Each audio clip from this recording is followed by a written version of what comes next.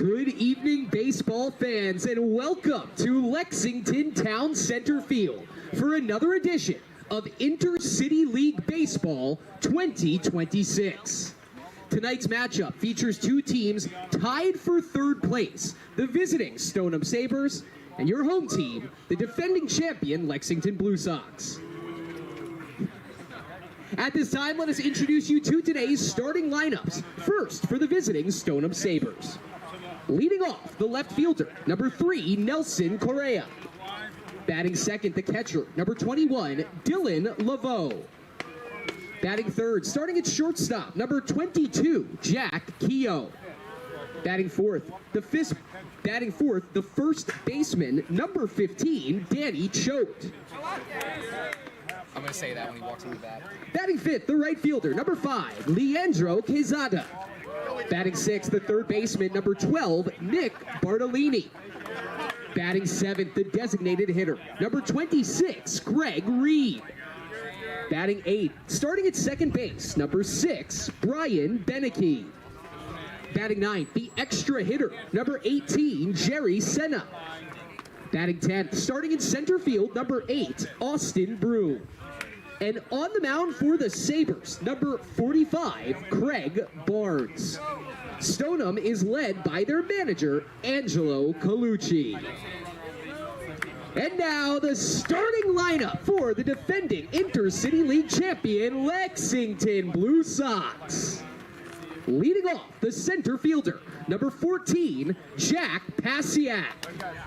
Batting second, the second baseman, number 8, Frank Landero. Batting third, the first baseman, number 22, Ryan Grundy. Batting fourth, the designated hitter, number 25, it's Jules Julian Alvarez. Batting fifth, starting in left field, number 41, Pat Casserly. Batting sixth, starting at third base, number 27, Luis Atiles. Batting seventh, the catcher, number 26, Craig Corliss. Batting eighth, the shortstop, number 2, Anderson Jimenez. Batting ninth in right field, number 33, Nick Anderson. Batting 10th, the extra hitter, number 10, Dylan Walsh. And on the mound for the Blue Sox, the left-hander, number 44, Michael O'Brien. The Blue Sox are led by manager Rick DeAngelis. Fans, very quickly, we ask that you enjoy tonight's game under all tenets of good sportsmanship. We defer to the umpiring crew on any and all decisions regarding ejections, and their decisions are final. Enjoy the night, and without further ado, let's play ball. And from center field at Lexington High School in Lexington, Mass., this is Blue Sox baseball here on LSP tonight. The Blue Sox and the Stoneham Sabers run it back in a very important game in the middle of a very crowded inter-city league as you see the standings entering play tonight. This is the only ICL versus ICL game on the slate tonight. The Bulldogs are taking on the Brighton Black Sox of the Park League tonight. More on the Blue Sox and the rest of the ICL versus the Park League later on. But good evening, everybody. Sam Feely, Chris Del Sordo, ready to bring you the play-by-play story. Chris, unfortunately, due to circumstances beyond our control, no music and no you on mic 2 Friday night. And I'm not. Might that have been the missing piece? I know the vibes. Some are saying the vibes were off. And I'm so sorry about that, folks. We got locked out of our equipment. You know, the equipment shed, essentially. Giant construction project on the football field here, and I could not find a way in. I tried every possible angle to break into the football field. Lexington, you got good security. Well, Rick used his Italian superpowers to yes, to get the stuff out. Little of the shed elbow tonight. grease, if you will. Shake them by the ankles, right? Well, it resulted in the Sabers shutting out the Blue Sox 7-0. Leading off for the Sabers, the left fielder, number 3, Nelson Correa. It resulted in the Blue Sox suffering their first shutout in 2 years since the Andre Chiefs blanked them just 1-0. Which is a crazy stat, right? I mean, you play, what, about 30 games a season? 26 in the regular season, as the first pitch goes outside of the left fielder, ball 1 to Nelson Correa from Michael O'Brien. First pitch at 8:03. Second pitch is in there for a strike. 1-1. Go on, Chris. Well, I kind of forgot where I was at here. I'm just already excited that Michael O'Brien is in the saddle operating so quickly. But if you remember where I was at, take me back. Yeah, it was such a crazy stat to think about. Yes, yeah. That the Blue Sox have gone, 50-odd games since being shut out. And I feel like the odds would be against that happening again. He makes it look so easy, man. I mean, kudos to Correa for going down, scooping that one that far, but it is in the glove of Pasiak for out number 1. Now batting the catcher, number 21, Dylan Laveau. So Laveau, who was in the outfield and made a fine catch in right center field in the win over the Blue Sox Friday, gets the start behind the plate tonight. I like Dylan. It feels like he always has like some good chirping with the amongst the boys. He'll always have something to say to us. He's one of those players that brings the joie de vivre to the ballpark every night. What the French call a certain I don't know what, right? Anyways, Laveau entering play with a 1059 OPS in 15 games. Just 22 ABs, though, but leads the team in walks. Swings and misses. And the count is now 2-1 from OB to Dylan. That ball was down the chute. It's one thing to try and, put one over the strike zone to get back when you fall behind 2-0. Dylan just a little bit late there. His eyes probably got big on that pitch. OB making his 5th appearance of the season, 2-0, the 2.42 ERA, and misses just outside. And the count will be 3-1.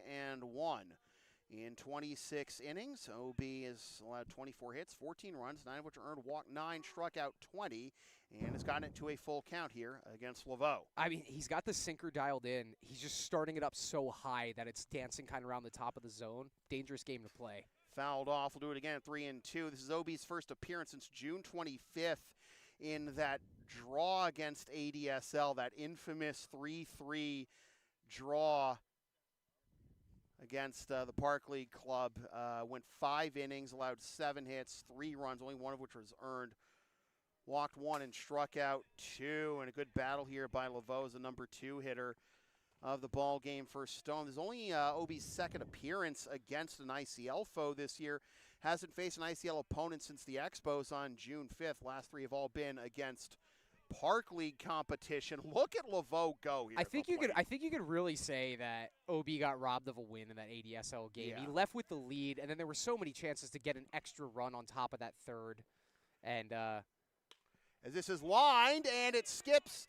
Nice job by Atiles to knock it down, but will not make the throw. And that'll end up allowing Laveau to reach. Good job by Atiles, because if that gets past him, no telling if that gets down the line, allows Laveau and his speed to get to second. The shortstop, number 22, Jack Keogh. So what, was that a 9-pitch battle that resulted in an infield single for Laveau? Hit it on the screws. Yeah, I know, right? Now, Luis, he knocked it down. If he got a clean transfer after knocking it down, there definitely would have been a play at first, and then it was on the pickup that he couldn't get it over. It was hit too hard to be anything other than a base hit, but just credit for Luis holding it down on the hot corner. I feel like he's a little bit more comfortable at short, but he's just as good, just as effective at third. I mean, you got so many options on the left side of the infield. If you're the Blue Sox, Luis, Eric, Andy, Dylan Walsh, who's the 10 hitter and the extra hitter tonight. So, it's an embarrassment of riches. It certainly is. Historically has been for the Blue Sox. I mean, let's remember, all the major leaguers that have come through the Blue Sox ranks both before and after their careers. If I can ask, what numbers do you have on Dylan Laveau in terms of base stealing? Because they are certainly concerned. So that'll be up and away for a ball. So Laveau is only 1 of 2 on the year in stolen bases, but he's got very good numbers career-wise. It'll be on the outside corner, 1-1, as they finally rotate the mound back in the proper direction. In 2019 with the Savin Hill Dodgers in the Yawkey League, Laveau was 10 of 11.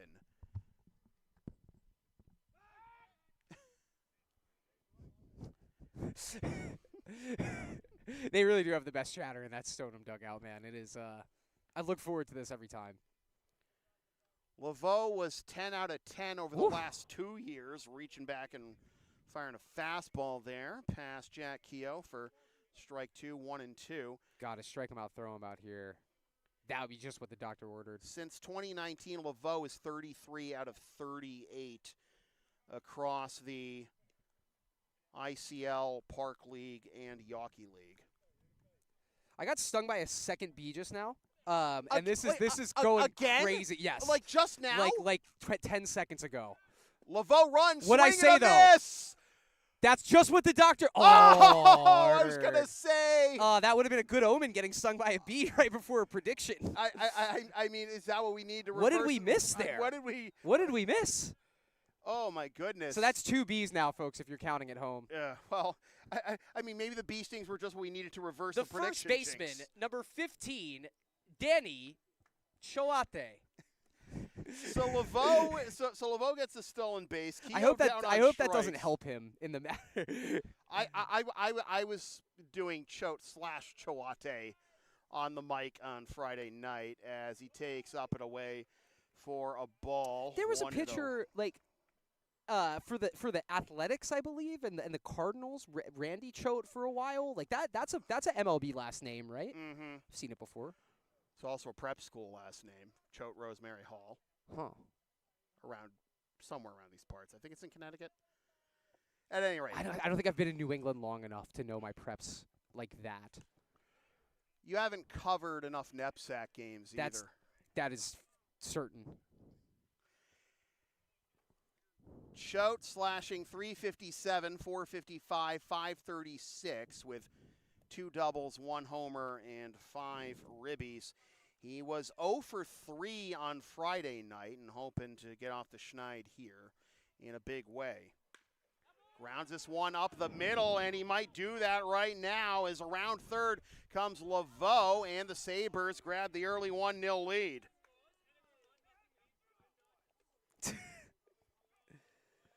Yeah, they're getting the. What? What about the Dodgers? I'm trying to keep up with it. I can't quite tell what they're doing, but I like it, whatever it is. Choate with his 6th ribby of the year. year. Now batting the right fielder, number 5, Leandro Quezada.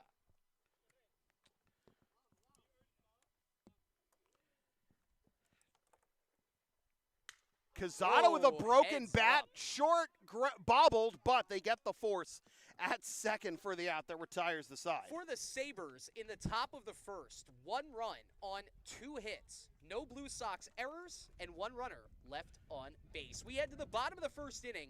Due up for the Blue Sox, Pasiak, Landero, and Grundy. LSP and Shipping Shield are partners in card. Shipping Shields are the eco-friendly sports and gaming card shipping protectors trusted by yours truly. Made in the U.S. and Canada on 100% recyclable cardboard. Use the link and codes on the screen or in the description for a discount on your order. We may receive a commission from those orders, but we thank you for your continued support of whatever this is.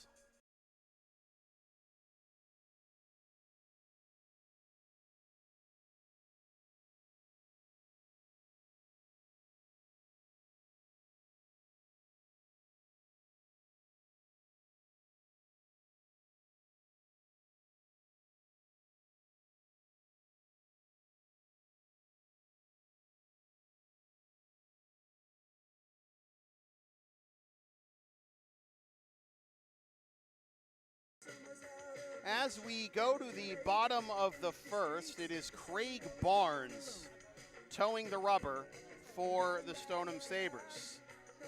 Barnes is making his 5th appearance of the year.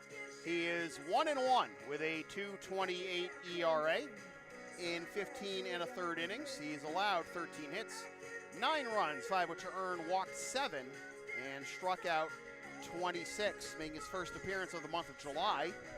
Last pitched on June 29th against the Americans, took the L in 5 innings of work, allowing 4 hits, 3 runs, 2 of which are earned, walked 4, and struck out 9. Last year, Barnes pitched only 2 games in the regular season. This is his first appearance against the Blue Sox since July 9th, 2024, in which he took the L going 4 2/3 innings, allowing 6 hits, 5 runs, 2 of which were earned, walked 4, but struck out 12. That was walk to strikeout numbers impressive to look at. Very solid ERA. Barnes was 5th in the ICL in 2024 in strikeouts and 3rd in strikeouts per inning. So Jack Pasiak, who was not in the lineup on Friday, will lead things off against Barnes. Leading it off for the Blue Sox, the center fielder, number 14, Jack Pasiak.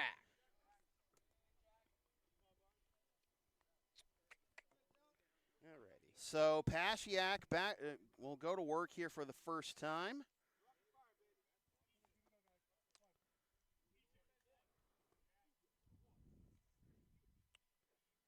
And Jack takes a strike, 0-1.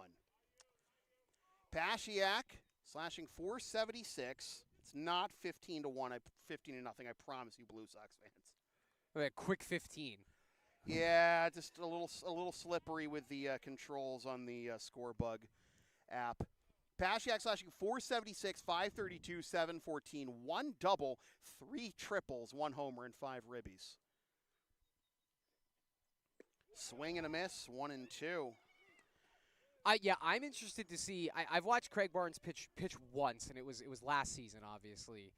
The numbers are there this season, so I'm just interested to see what his arsenal is. 2 years ago, he didn't pitch. 2 years ago, my apologies, in that game 2 years ago. Swing and a miss. Well, some cheddar. Some cheddar certainly on the menu. 1 up, 1 down. Now batting the second baseman, number 8, Frank Landero. That's only the 6th time in 43 at-bats that Jack has struck out this year. Here is Frank Landero, the second baseman, slashing 367, 474, 467, 1 double, 1 triple, 4 ribbies, and behind 0-1. And staked to an early 1-0 lead. Barnes is not wasting anything with his pitches. No, we've seen 3 breaking balls of his first 5 pitches so far. And then with that type of cheddar to pace it with. You're going to get late swings like that. Fouls off well the other way. But he's all around the strike zone. I mean, you could tell with that base, essentially 2 strikeouts for every 1 walk clip that he's on right now. It's not about locking in or zoning in, because all of these pitches are going to be borderline. So it's more about just a spray-happy approach, I feel like, tonight, at least early on in this game. Landero has reached base in each of the last 5 games he's played. Last went without getting on base, June 13th against Andre. Swing and a miss, back-to-back strikeouts for Craig Barnes to begin his outing.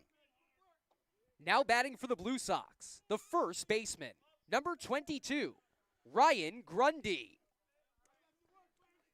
Well, let's see what the lefty power hitter Ryan Grundy can do here to try and keep the line moving. After falling behind 1-0, the last thing you want to do is go down 1-2-3 your first time at bat, and lay off that curveball well outside for ball 1. Grundy playing in just his 7th game, but a 1483 OPS. 4 of his 6 hits are for extra bases. 2-0. I know it's only been the first 2 pitches of this at bat, but it maybe represents just a different challenge for Barnes, seeing a lefty, and I don't know if those were just misses out of the hand, but it looks like he's being intentional about working the outside corner here. And we've seen Grundy. He can turn on the inside pitch. Mm-hmm. Sal Mirabella could certainly confirm that. Sal. Remember when Sal was in the booth for the first time after getting drilled by that line drive? He said his son showed the doctor the clip, as that is a 4-pitch walk to Grundy to keep the line moving for Jules. His son showed the doctor the clip, and the doctor was shocked that he wasn't messed up worse than he was. Now batting the designated hitter, number 25, Julian Alvarez. So that is Grundy's 7th walk. What's his OPS? His OPS, I just said, was 14. Sorry. His 7th walk. Oh, that was close. He has more walks than hits, and 4 of his 6 hits are for extra bases. That brings up Jules, who is playing in his 9th game and has a mere 1393 OPS and 20 ABs. Right on his heels. Down and in for a ball. It is 1-0. So you get the speedsters, the race speedsters out of the way in Pasiak and Landero, which is always important. But then a 4-pitch walk to Grundy, and now you're behind Alvarez.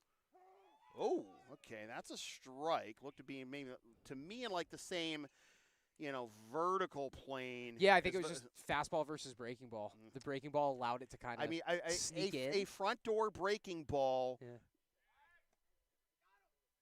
A front door breaking ball was the butterfly effect in Friday night's game.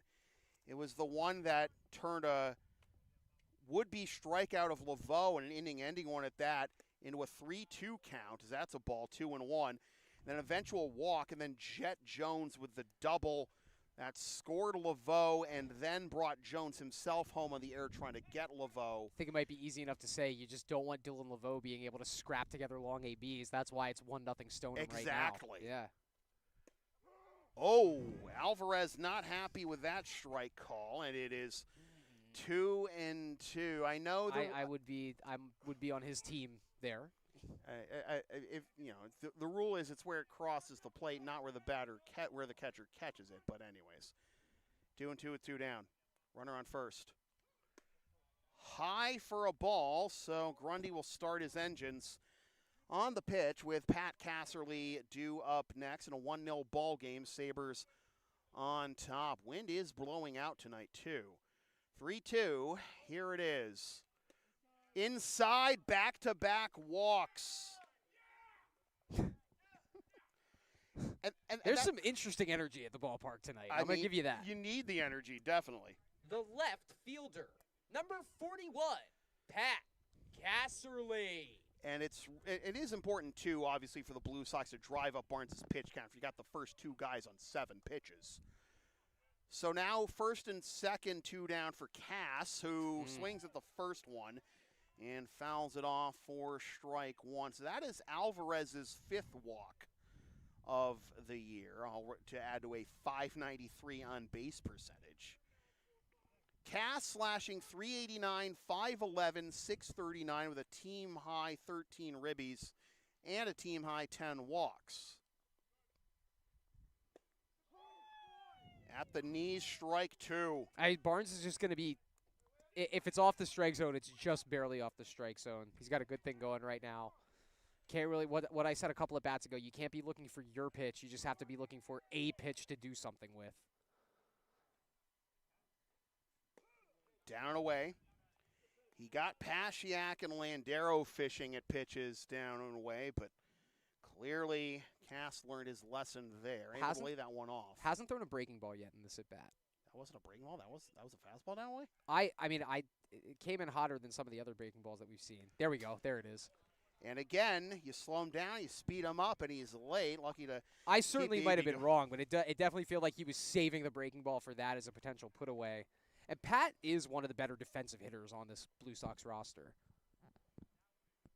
An important game for the Blue Sox here against the Sabers, as if the Sabers win, they'll clinch the head-to-head against the Blue Sox. Throw back to first. Oh, and they got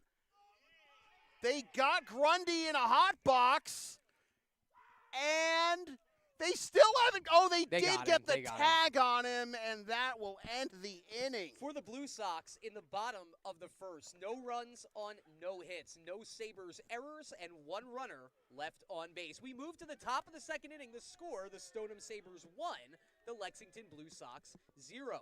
Due up for the Sabers in the top of the second, Bartolini, Reed, and Beneke. Advertising opportunities are available on LSP. Sponsor our content for as little as $25 a spot. Whether you want to promote a business, product, or event, or send a message of support to a player, team, or coach, email yours truly for all of the deets.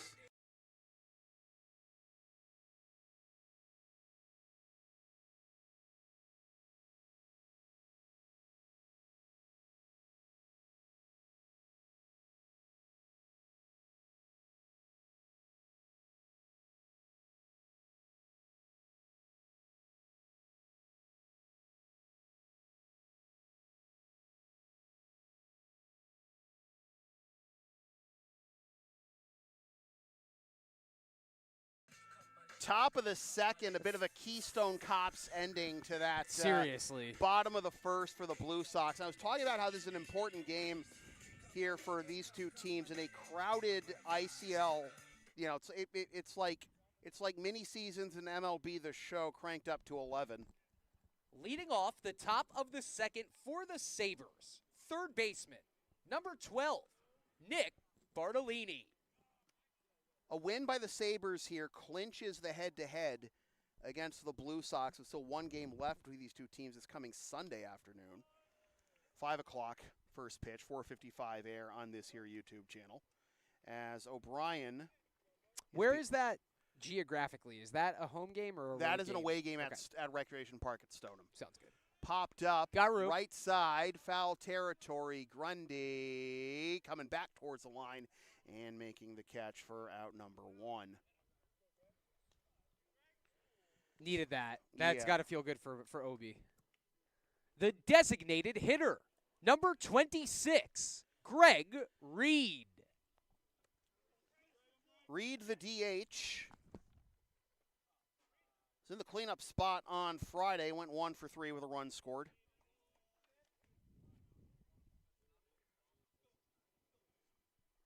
Quick out on the first batter of the next inning after that, the way that last inning ended up. You said clutch. Luke Marshall started the game on Friday? Yeah. That's interesting. So you got the righty-on-righty matchup, have your DH batting cleanup, and then you slot him down in the 7th hole. Check swing, he went around. Corliss asked for an appeal but didn't need it as the home plate umpire ruled it himself, 1-2. The Blue Sox needed this out of Obi, just coming out of the gates firing here. Grounder to the left side, but that'll bounce foul. Remain 1-2. So Luis Atiles and Greg Reed had a funny moment before the game started today where Luis reached out, and I don't know if there was a play, maybe you remember this play on Friday, but essentially Greg smashed the ball at Luis. He couldn't field it, and they obviously both still remembered it. Grounder to the left side. Jimenez bobbles it twice, and Reed reaches. Had 2 different chances to get that put away there. Blue Sox committed 4 errors, too. The second baseman, number 6, Brian Beneke. The Blue Sox committed 4 errors in that loss on Friday night. Now they got one here as that nearly runs in and gets Beneke for ball 1. You are happy to see here this lefty-on-lefty matchup. I'm not sure if there are any more coming up in the lineup, but you see a lot of chances for OB to get Beneke to roll over on one here. Swung on, fouled off the other way, 1-1.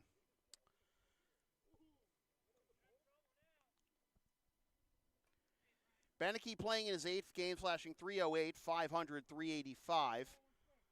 1 double and 1 ribby.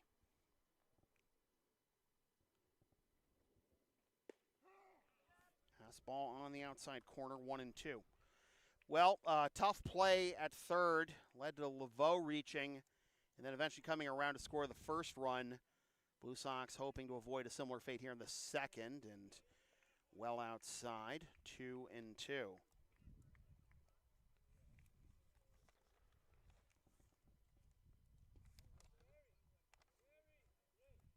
Reed at first after the error by Jimenez with 1 down and a 2-2 count. Swing and a miss, Good strike 3. breaking ball from OB. That one really snapped home.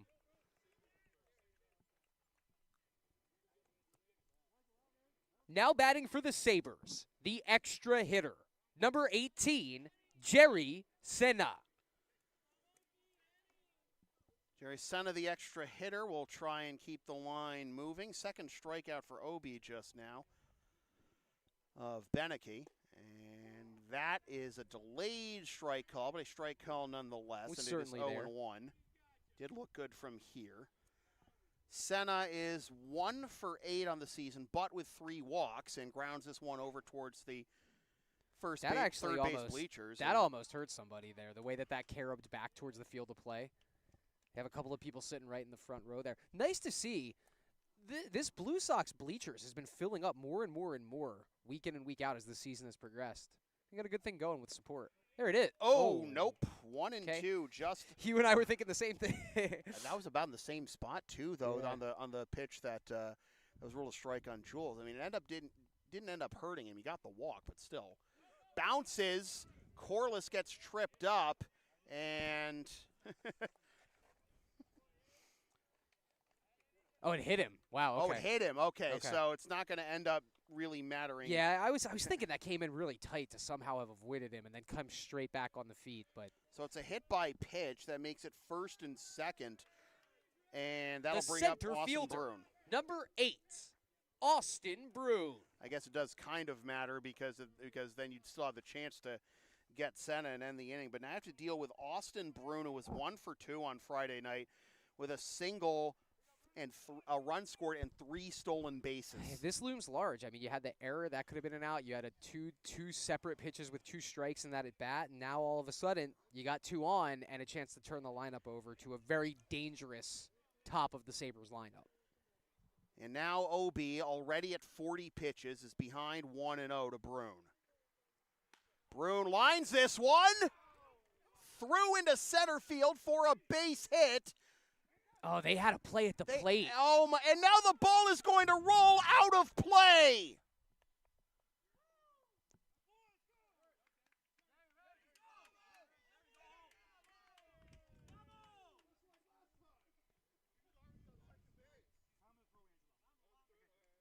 It's 2-0. It's 3-0. 2-run score on the play. They had the out at home. That's the most disheartening part about that right there. And obviously you're not going to know that. You're not going to assume that you had a runner that was slow on the curve, but that's heartbreaking. And it's what we talked about. You should have been out of the inning 2 times over. The left fielder, number 3, Nelson Correa. Blue Sox defense has just been unraveling over the last couple of weeks, and now here comes a runner to the plate, and he's out. Wow. For the Sabres in the top of the 2nd, 2 runs on 1 hit, 2 Blue Sox errors, and no runners left on base. We move to the bottom of the 2nd with the score. The Stoneham Sabres 3, the Lexington Blue Sox 0. Due up for Lexington in the bottom of the 2nd, Casserly, Atiles, and Corliss. The LSP store is open. Get yourself one of several different designs of stickers, shirts, or other merch, including some stuff with my dog, Tina the Longerine, on it, and some words I've probably said on this here YouTube channel over the years. Scan the QR code on the screen now to buy. Buy.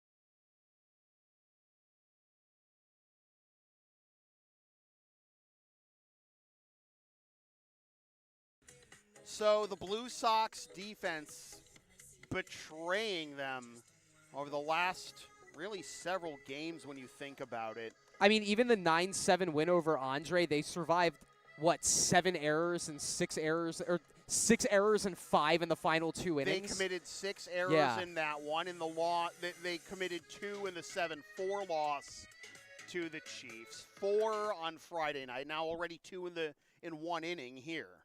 Leading off the bottom of the 2nd for the Blue Sox, the left fielder, Number 41, Pat Casserly.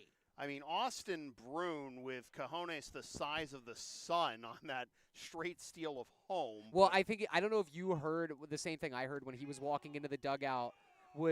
That was a genuine sign mix-up. He said, I thought you had the green light, meaning it's on if he sees that he has the green light to swing. So that should have been an auto swing, essentially, on that first pitch. And obviously, if you're Nelson Correa, there's a lot happening.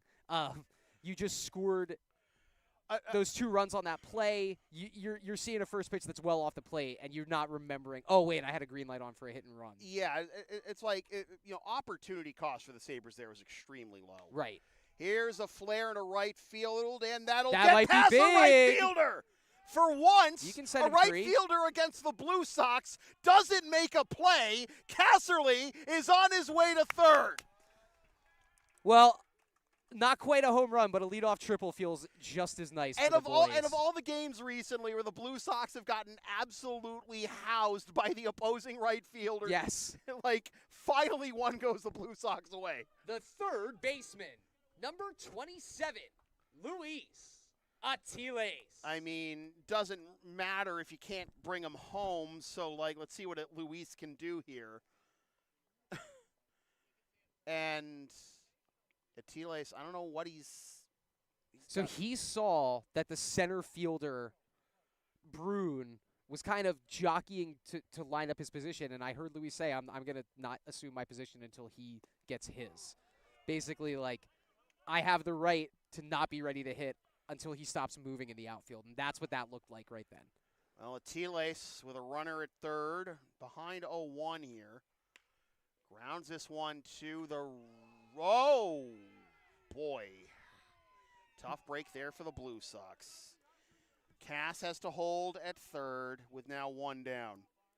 Now batting the catcher, number 26, Craig Corliss. You hit a little nubber like that, you hope it goes far enough that they'll just concede the run for the out. Yeah, if it just got around the glove, obviously you're going to get Luis if the second baseman grabs it, but that's the difference between a 3-1 game and it still being 3-0. So Casserly's still at third after his triple. Here is Corliss.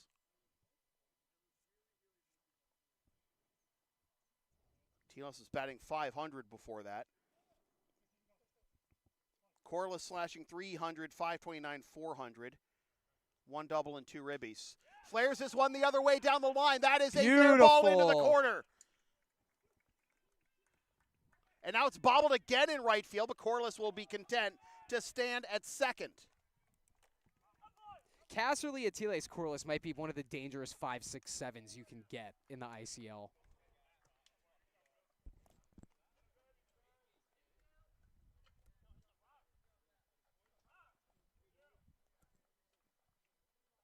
Now batting for the Blue Sox, the shortstop, number 2, Anderson Jimenez. And that put a big spark into this Blue Sox dugout. They were kind of faking it for a little bit. Now it's some genuine excitement over there. Yeah, the chirping is definitely a factor. The Blue Sox were pretty quiet when they were down. No appeal here, and well, now they do, and it is still a ball 1-0 to Jimenez. They're pretty quiet as that game progressed on Friday night, staying in it here. It should be a 1-1 game right now, so I understand that maybe there's not too much to just be loud and proud over. Yeah, exactly. You get loud and proud, but you're still trailing. Yes. The other team's going to be even more amped up, scoreboard, etc. But AJ with a 2-0 count here. Fastball. Well, actually, it was more of a slider there on the outside corner. And it is 2-1 to Jimenez, and he wants to make good for that error on a play that, one bobble you can probably still get Reed. Yeah. 2 bobbles. And then it's a 3-0 game. Swing and a miss. There's the fastball, 2-2. Sneaky velo with Barnes, especially with him starting 2 of those first 3 pitches with sliders. And that straight fastball, it just gains an extra 4 or 5 business miles per hour, if you will. Little chopper foul. It's a good way to fight there for Andy. Corliss, by the way, with his double, that's his 4th hit of the year and his 2nd double, and then his 3rd ribby. So still 2-2 to Jimenez. Not one of the fastest players on the Blue Sox, but I would think if Andy's able to get this one over the infielders, Craig can get around and score. Grounder to the right side. And, of course, their infield defense on a hot hit ball is just absolutely perfect. But 90 feet away from a one-run game. The right fielder, number 33, Nick Anderson. Nick Anderson in the 9-hole tonight. Most pop in the 9-hole you're going to find. Hoping to find his stroke, though. A little behind his pace from the last couple of years. 4 for 19 on the year. Does have 1 homer and 5 ribbies. That's high for a ball, 1-0. He has struck out, though, a team high 14 times. Hoping for something through the infield here to make it a 1-run game. Can I ask for a point of clarification? You said that he was 5 of 19 on the season? 4 of 19. 4 of 19, so 14 of his 15 putouts have been via strikeout? Yep. Wow. I'm sorry. It's hard to get that clip. A walk here would do just great.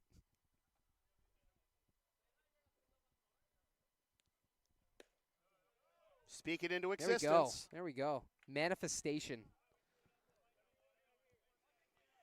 And that brings up Dylan Walsh. That is already the 3rd walk issued by Barnes. Now Those playing batting the home game. extra hitter. Number 10, Dylan Walsh. So there's one thing that the Blue Sox can try to key in on. It's the the control. Like and it's thrown out a play, and that'll score a run. That's why it's big that the run is only 90 feet away. That's why it's gigantic.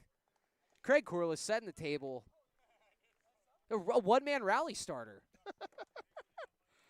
And it feels, and honestly, Sam, you're going to agree with me on this. It feels nice to see another team commit an error for once, because we were on a clip just then. No. And even if you take the errors away, just the pristine defense the Blue Sox have been playing into. Finally, a couple plays go the Blue Sox way, starting with the ball hitting to right by Casserly. That ends up being the triple. This makes Dylan's job pretty easy. You got Nick Anderson out there. If you poke this ball through, it's a 3-3 game. And now it's a hitter's count, 2-0 to Walsh, who is slashing .458, .519, .583 in 7 games and 24 at-bats. He has 11 hits, 3 of which are doubles, and 6 ribbies. Also, folks, if you were just tuning in, I've gotten stung by a bee twice so far in this broadcast. You didn't just get stung a third time. No, I haven't gotten stung a third time, but what I am going to do is keep a stat corollary off of how many runs the Blue Sox score tonight, and that is like an EXG, if you will, an EXR on Chris getting stung per bee sting per run. So I will keep you folks posted. I know some of those words. You know most of them, Sam. I'm thinking that this is a stat that you would really be, keyed in on. Didn't bring the EpiPen, didn't bring the Benadryl. Feeling good, though. Feeling all right. Did you ask Mark if he had any? I didn't because smoked the other way, but foul. I didn't because, I am a self-sabotaging male member of the human race. You're a hockey player. And we don't ask for help. You are literally a hockey player. I am, 2-2 to Walsh after being ahead 2-0. I'm a gold medal winner.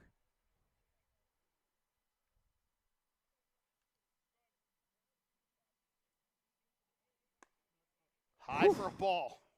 The pitch was right there. That being said, though, that's the one spot that these pitchers haven't gotten is that top away corner with 2 strikes. Payoff pitch forthcoming. Here it is. Another walk. That's already the 4th issued by Barnes. Which is uncharacteristic for him. Blue Sox really got to take advantage of this 2-out rally they've done for themselves. The center fielder, number 14, Jack Pasiak. So let's see what Jack can do as the lineup turns over. 0 for 1, struck out to begin the ball game offensively for the Blue Sox. We've had some games move quickly. This is not one of them, but the pace that this game is at right now, it is like a really just intense, feels like we're in the middle of a chess match type of baseball game for it to already have this tenor in the second inning.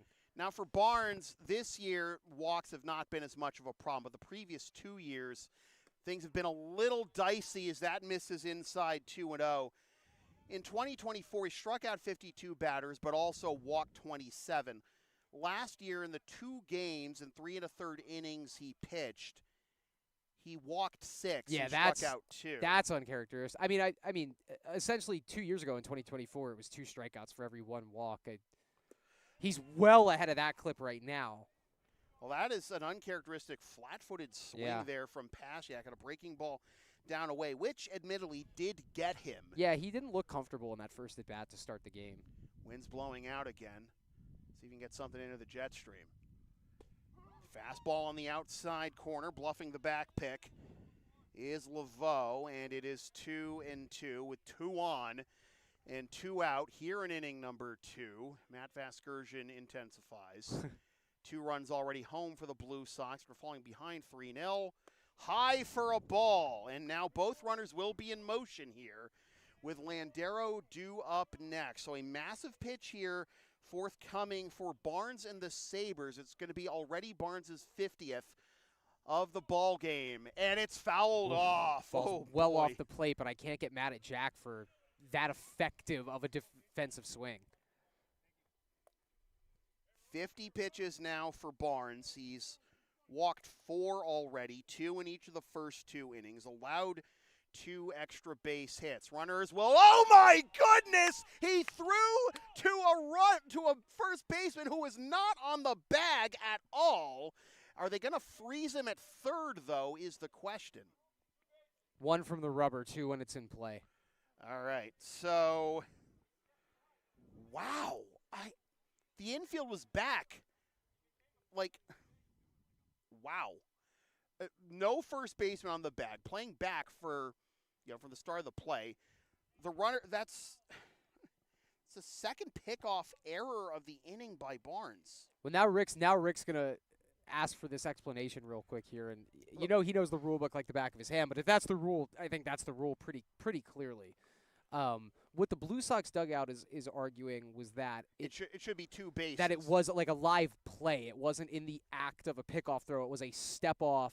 Then he surveyed both bases, and then he threw to first. I didn't see it that way. No, but if that was the case, then it would be a 2-base throw. You got to argue something, right, to try and get your point across. Yeah, seriously. Hey, you still got Jack with a full count. Runners won't be in motion though this time. 3-2. Runners at second and third. Payoff pitch with a full windup. Fly ball. Ooh. Right side. That's a fair, down. That's a fair ball. Yeah. Pasiak's on his way to third. They'll put the brakes on him on a go-ahead triple, and now he's coming home. The throw is offline. The Blue Sox lead.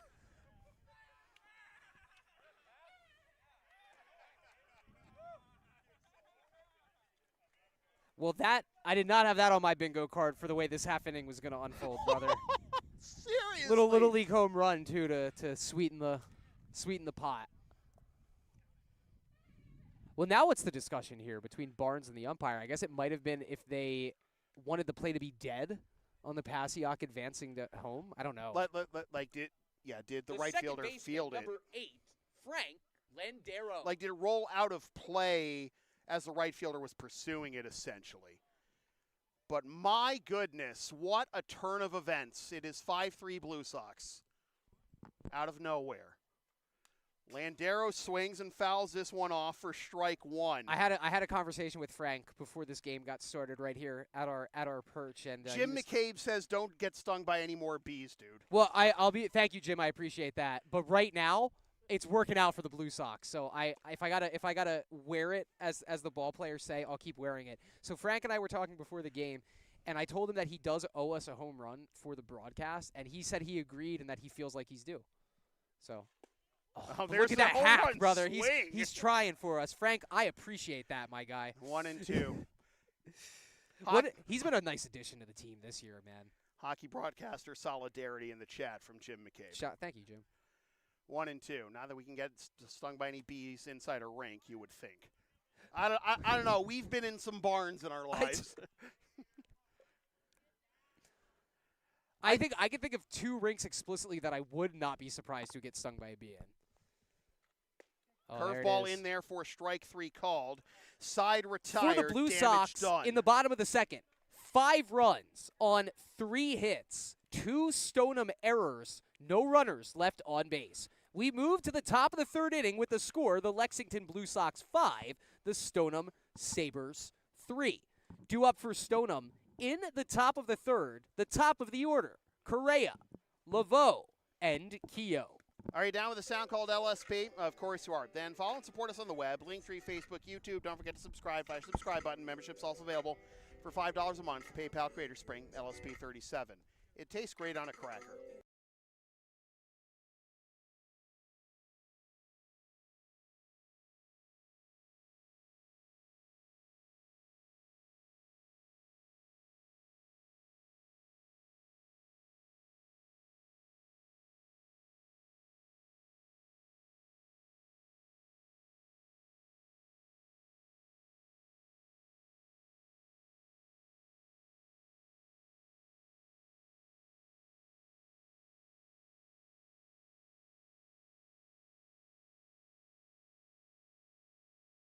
We go to the top of the 3rd in a brand new ball game. The Blue Sox leading the Sabers 5-3, falling behind 3-0 after a buck and a half, and then a 5 spot. Thanks to a couple errors by Leading off the top of the 3rd, the left fielder, Sabers, number 2 3, walks Nelson issued by Craig Correa. Barnes. 2 errors committed by Barnes, in fact, on pickoff attempts. That goes outside for ball 1 to Nelson Correa. And 3 extra base hits, 2 triples, and a double. Ooh. Correa swings, flies this one into left field, but that will hang up and be hauled in by Cass, who tripled to lead off that bomb the second start the rally. I wouldn't have expected Pat to be shaded that much over towards center field. That was really, I don't know if that's lucky scouting or good scouting, but it's good. Feels good to get that first Why out not that be way. lucky and good? True. Now batting the catcher, number 21, Dylan Laveau. So Correa is now 0 for 2 with 2 flyouts, and here is Dylan Laveau, who singled his first time up, infield single, and then scored the game's first run after stealing a base in the process, too. First pitches of each of the first 2 ABs in this inning by Obi have missed way high and away, and now this one misses high and in. Well, you just don't want to let them get too comfortable. No, inside absolutely the not. box. After you just swung the game in your favor, but Right. still very much anybody's ball game in a 2-run game. And now it is 3-0 to a speedster in Laveau, who again was at bat in the most pivotal AB really of the game Friday night in the second, because Marshall was 1 strike away from a 1-2-3 top of the second. 2-2 pitch went Laveau's way, then he walked, and Jones scored. Jones doubled, and the Sabres were off to the races from there. Taking all the way is Laveau. It is 3-1. Grounds this one to the left side. Jimenez. Did they get him? Safe! Oh, he dropped the ball. I mean, great effort by Grundy to climb the ladder and get that one. Laveau probably is out with a on-target throw, but he is aboard. We had a pinch hitter here, and I don't know. Now we're going to have a pinch hitter here for Jack Keogh. All right, so I'll find the number in a second. So this is Declan Ryan pinch hitting for Jack Keogh. I appreciate that.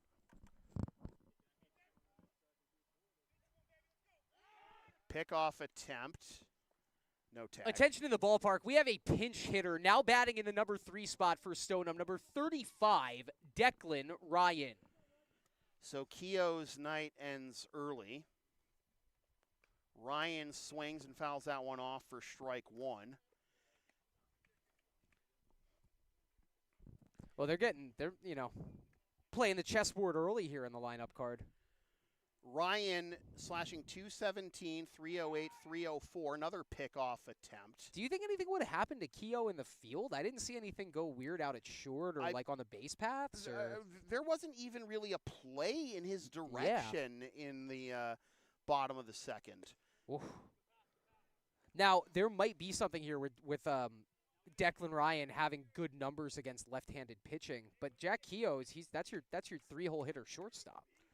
Ryan is 5 for 29 on the year, 1 triple and 4 ribbies. There it is. And there it is. Gets rung up on strike 3, 2 down.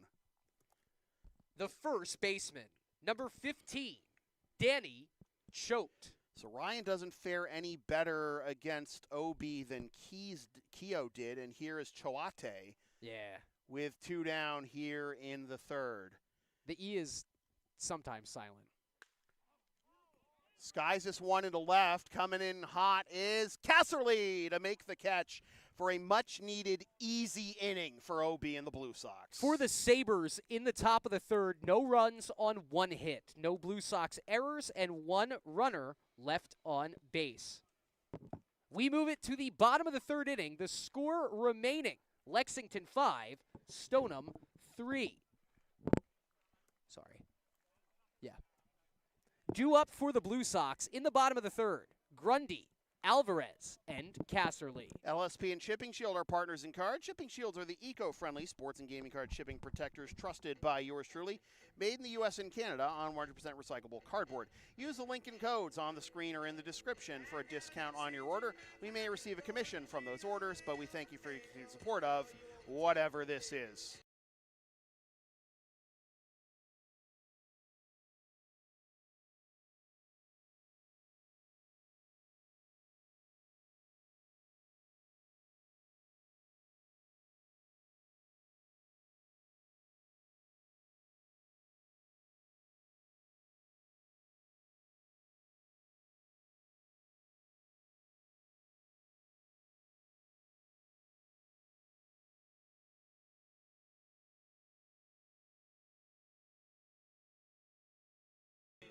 So, Barnes back out there for his third inning of work. They're a 5 spot by the Blue Sox to take a 5-3 lead in the second. They'll send the heart of the order to the plate to try and add on to that lead. Grundy, Alvarez, and Casserly. A much-needed easy inning, scoreless at that, for the Blue Sox and Michael O'Brien in the top of the third. And here comes Grundy, who drew a walk his first time up, a 4-pitch walk at that, but then got thrown out in a pickle to end the bottom of the first. Leading off the bottom of the third, first baseman, number 22, Ryan Grundy. 3 guys back-to-back with an OPS. Well, you got all these guys with the OPS over 1,000, and, you know, Grundy and Alvarez drawing these walks. Oh. I feel like if I'm Grundy and Alvarez, I'm seeing the ball so well. It's jumping off the bat so well. The weather's so prime for hitting tonight. The home run derby's going on right now. Thinking 4-bagger, especially now that you're up 5-3 all of a sudden in this game. How about a 1-bagger? That works, you know, too. Take what they give you, right? That swing's so easy, too, from Ryan from the left side, but he really squares up every baseball. Now batting, it's Jules, the designated hitter, number 25, Julian Alvarez. Alvarez with a walk his last time up. Grundy aboard for the second time, helping the OBP and the OPS with a base hit just now. Blue Sox have the leadoff man on for the second consecutive inning. Alvarez takes a strike on the inside part of the plate. 0-1, about to hit 60 pitches now, is Barnes. And, you know, critical for OB in the top half of this inning to have not just the scoreless inning, not just the easy inning, but also minimal pitches, 11 pitches only. He swings and fouls this one off out of play, and it'll be 0-2. It's funny you mention that because the top of the second inning, should have been a shutdown inning, It really right? And should. it was until you get to the 2 strikes, you think everything's accounted for, and then the door opens up. Yep. But then he was able to go out and do the exact same thing and actually shut the door in the top of the third. Credit where credit's due, and a lot of credit is due to OB. Pitch misses just down low for ball 1. 1-2.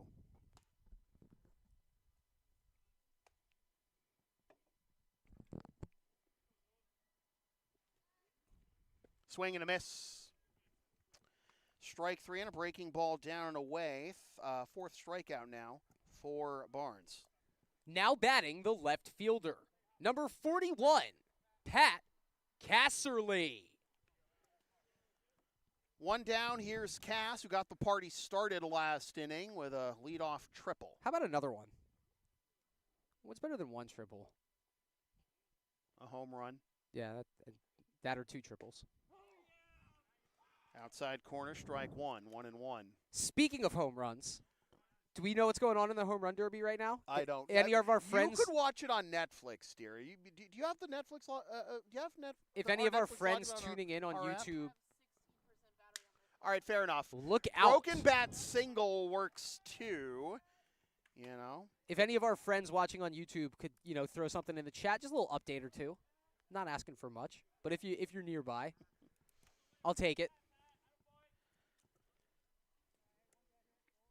I feel like that's our third bat we've seen get broken. It's already the bottom of the third inning, or it's only the bottom of the third inning. We've already had 3.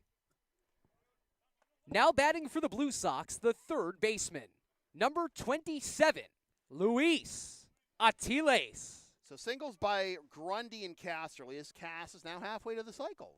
Look at that. Nice. Atiles' grounder last time felt like a bad omen for the Blue Sox when you had Cass on third already in a play like that. I forgot about that great play by Barnes, PFP. What do we got? Okay, because we're back to the classic setup, so this is nice. It's just how many home runs did you hit? 13's plenty in a 10-out setup. Throw down to first, and a swing and a miss will make it 0-2. Thank you, Katrina. Yeah, Atiles' ground ball. A play like that is usually, trade the run for the out. Instead, Barnes knocking it down and then getting the out and freezing Cass. You worry, oh, God, is this going to be more of the same from Friday night? But kudos to the Blue Sox for continuing to force the issue and then eventually bursting the dam. But it is 0-0. Hang on a second, as time granted to Atiles at the last moment. Some mind games. Yeah, we also got Jeff Barry in the chat giving us updates too. Jeff, you're my guy. Thank you. This is nice. High for a ball, 1-2. There is action in the Sabers bullpen.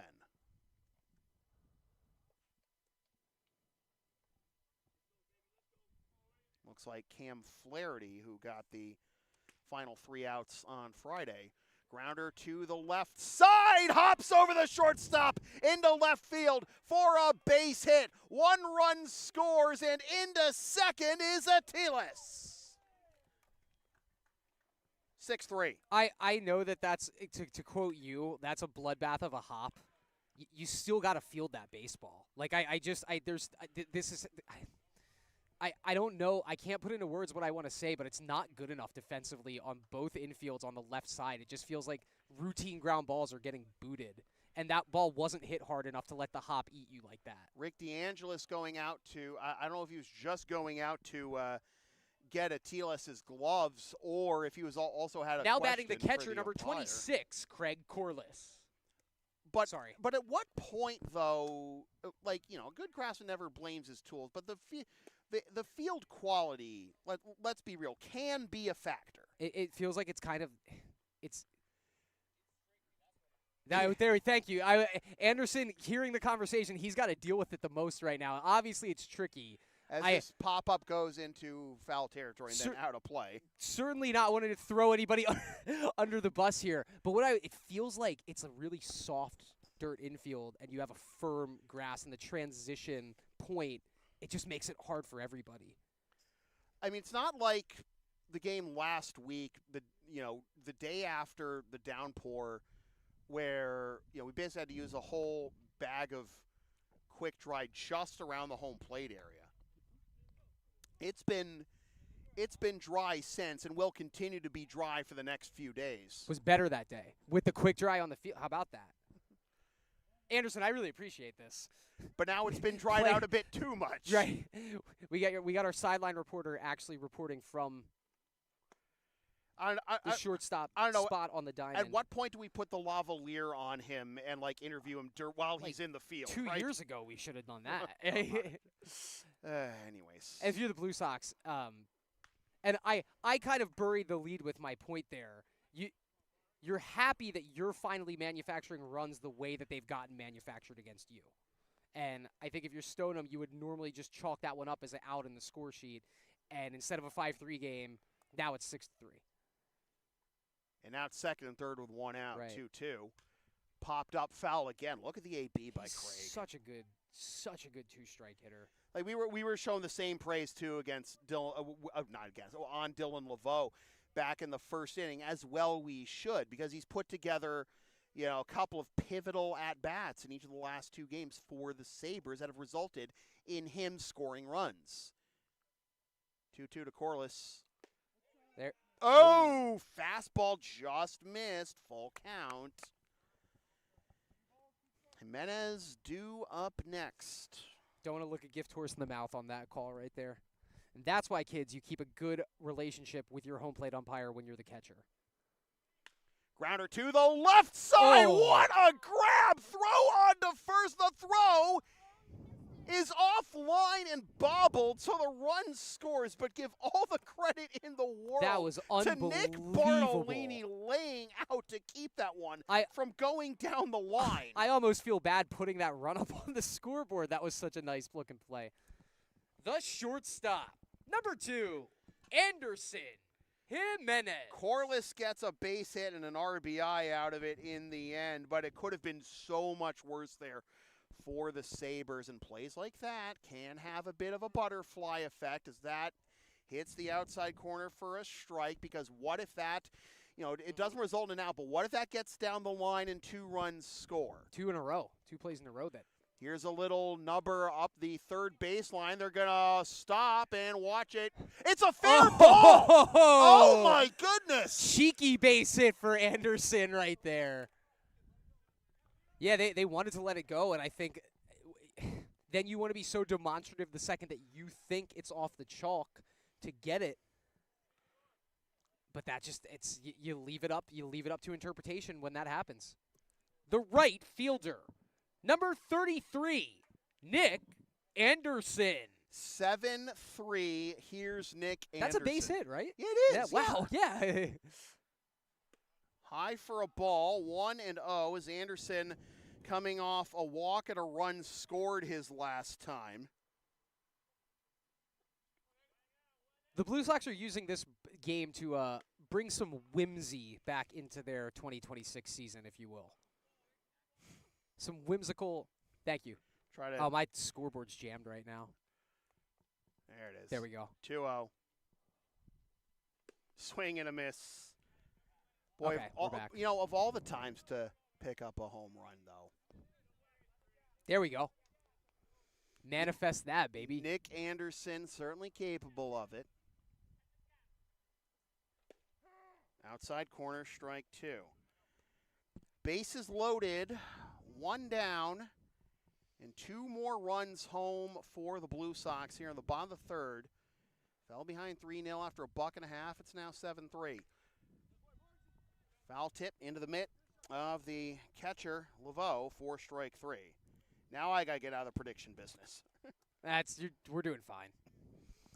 The extra hitter, number 10, Dylan Walsh. 5th strikeout now for Barnes, and here is Dylan Walsh. Walking a run scored his last time. Little blooper.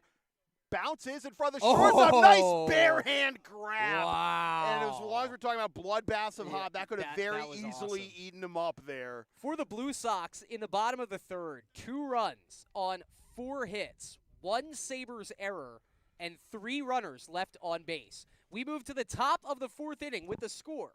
The Lexington Blue Sox 7, the Stoneham Sabers 3. Due up for Stoneham in the top of the 4th, Quezada, Bartolini, and Reed. Advertising opportunities are available on LSP. Sponsor our content for as little as $25 a spot, whether you want to promote a business, product, or event, or send a message of support to a player, team, or coach. Email yours truly for all the deeds.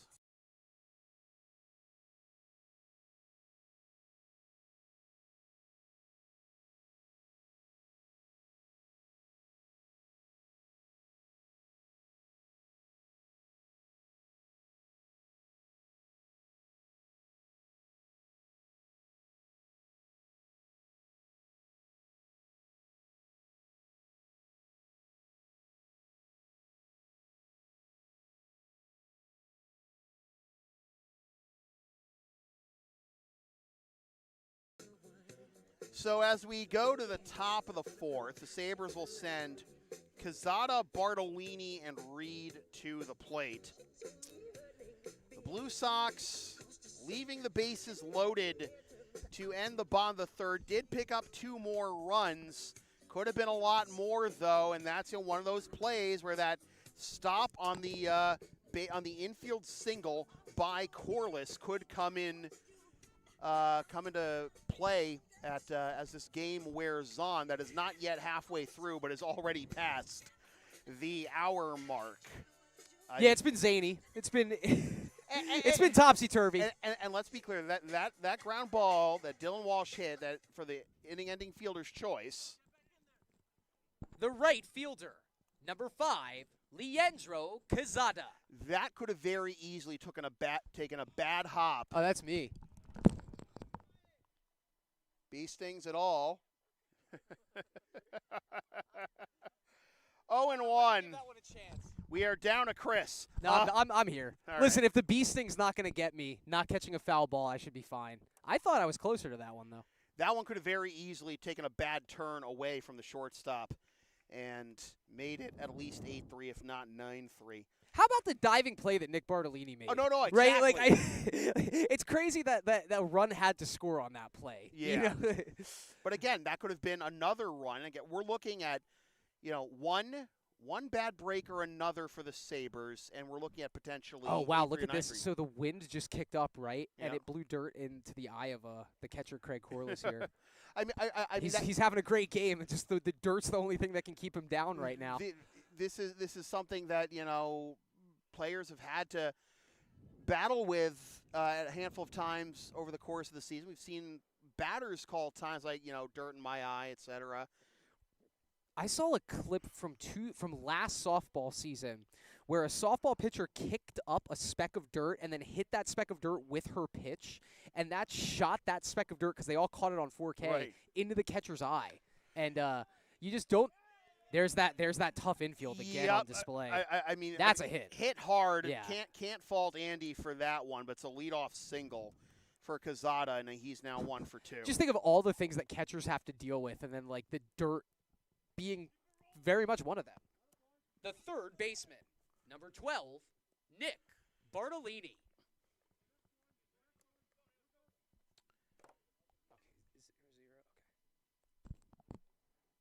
Bartolini, good pick by Corliss. 1-0. Phenomenal defensive play in the bottom of the 3rd to save 1 run. 0 for 1 so far. Popped up to first baseman in foul territory his last time up. He's now even the count 1-1 as he swings and misses at that one. Quezada picking up the base hit. Ooh. Swing and a miss, 1-2. Both teams have had base runners in every inning so far.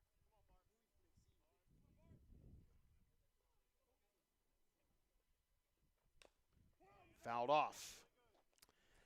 Rarely do you see a player foul a ball off his own back like that. He tried to turn on it, was so far out in front of it, fouled it straight down. I don't know if there's any way. Normally if you see a player foul a ball off his toe, you know immediately I'm going to go low and in on that guy. I don't know if there's any way to take advantage of this.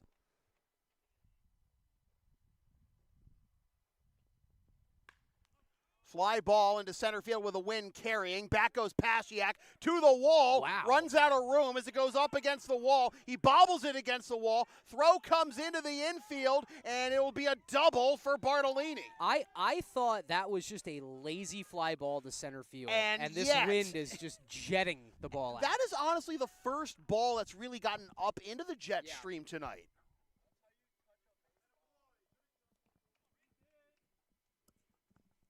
The designated hitter. Number 26, Greg Reed. Samson going out there to have a word. Not realize there was a mound visit happening. My bad.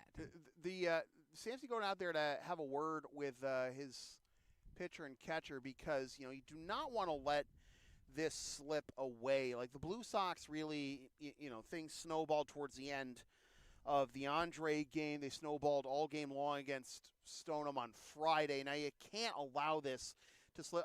Is that Sammy or is that? That was Pat McGowan. Pat McGowan. Sorry, Yeah. It's been Sammy most of the time this year. I don't think Sam's here today. Yeah. Okay. Fair enough. Well, Pat McGowan is. Yeah.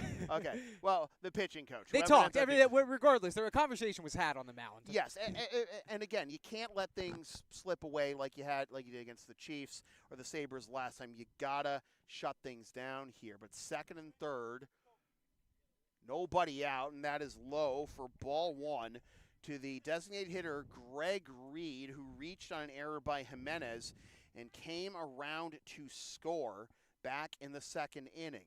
That's what made it 3-0 Sabers. We've had some late timeouts called from both sides here. Mm-hmm. Very much keeping in line with the chess match feel of this game. 1-0 is the count to Reed with Quezada at third and Bartolini at second after back-to-back hits to start the inning. Strike on the outside corner, 1-1. The infield is in here. It is a 4-run lead for the Blue Sox, having scored 7 unanswered, but it feels a lot slimmer than that, doesn't it? Here's a bounce to the backstop, and no play will be made. Great snare by Obi to avoid that one getting past him, and then potentially that could have allowed Bartolini to score with a wild pitch. Plates Quezada. Moves Bartolini to third. It's 7-4, and now a 2-1 count.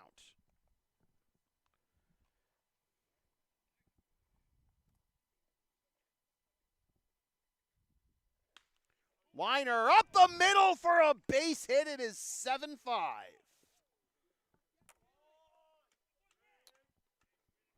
Just not going to be easy this second half of the season. Oh, no, it is not. No. And there was a point I was going to make about the Blue Sox against the ICL versus the Park League. The second baseman, number 6, Brian Beneke. It's a dogfight in the ICL standings as Beneke takes a curveball for strike one. Like, these are the standings entering play. There's still nobody out, by the way, here in the top of the fourth as that misses for ball one, 1-1. What's important to note here is that the Blue Sox are 7-3 against the Intercity League, 3-2-1 against Park League competition, with still 2 games left to play against Park League teams.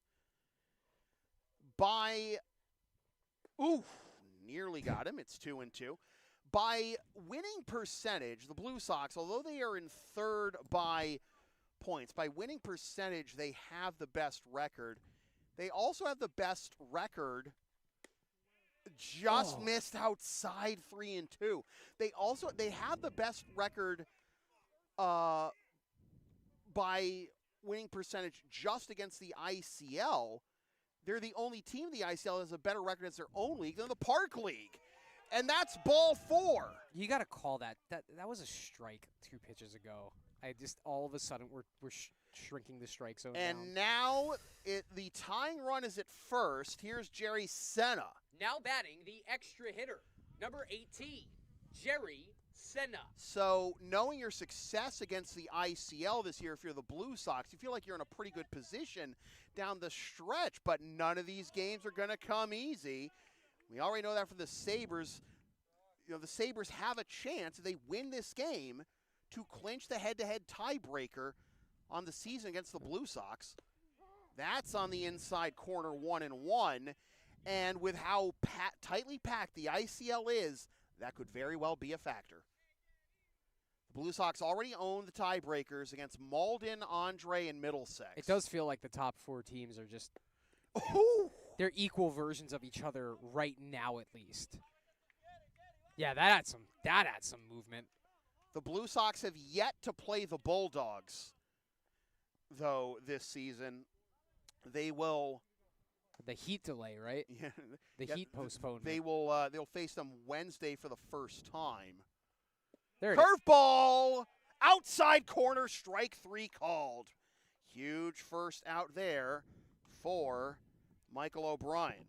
Now batting the center fielder, number 8, Austin Brune. That's strikeout number 4 for Austin, and now for O'Brien rather. Now here's Austin Brune. Guy who can run, obviously. Potentially one pitch away from getting out of this. It's fouled off, but you'd have to contend with his speed if you do get him to hit a ground ball, along with whatever gremlins may pop up in the infield. Bounces to the backstop, and we've seen pitches over the last handful of games, wild pitches bounce completely out of play. But that puts the tying run now in scoring position. With Reed at third and Beneke at second, a 1-1 count, a base hit, could tie this game. Looks like you have Gare getting ready in the Blue Sox bullpen.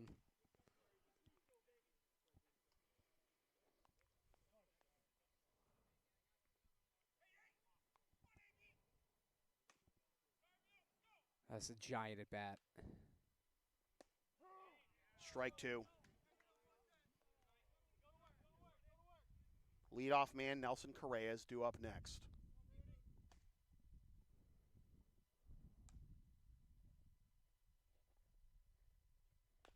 Grounder, third base side, looking the runner back. Throw to first in time. Giant. Luis can just kind of breathe some calmness into the whole situation, even just in the midst of that play right there. Now batting the left fielder, number 3, Nelson Correa. Correa hoping to get off the schneid here, 0 for 2 with a fly out to center and a fly out to left. Let's go around the carousel here. Hit one to Nick and right. Curveball misses high. Going back to Bartolini's double, like that's the first ball either side has hit that really was wind aided. Grounder up the middle, through, base hit, tie game.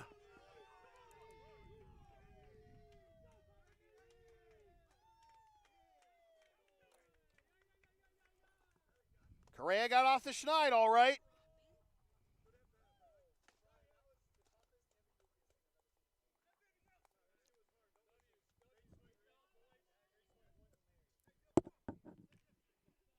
Now batting the catcher, number 21, Dylan Laveau.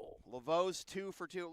I was saying, going back to Bartolini's double, that's the only ball's really been wind aided. Everything else has been that's really gotten up there and gotten out there. No matter who's hit, it was pretty well struck even without the wind. Yeah, but if there wasn't wind, Pasiak gets to it, and that ball hit off the base of the fence in the air. It looked like so.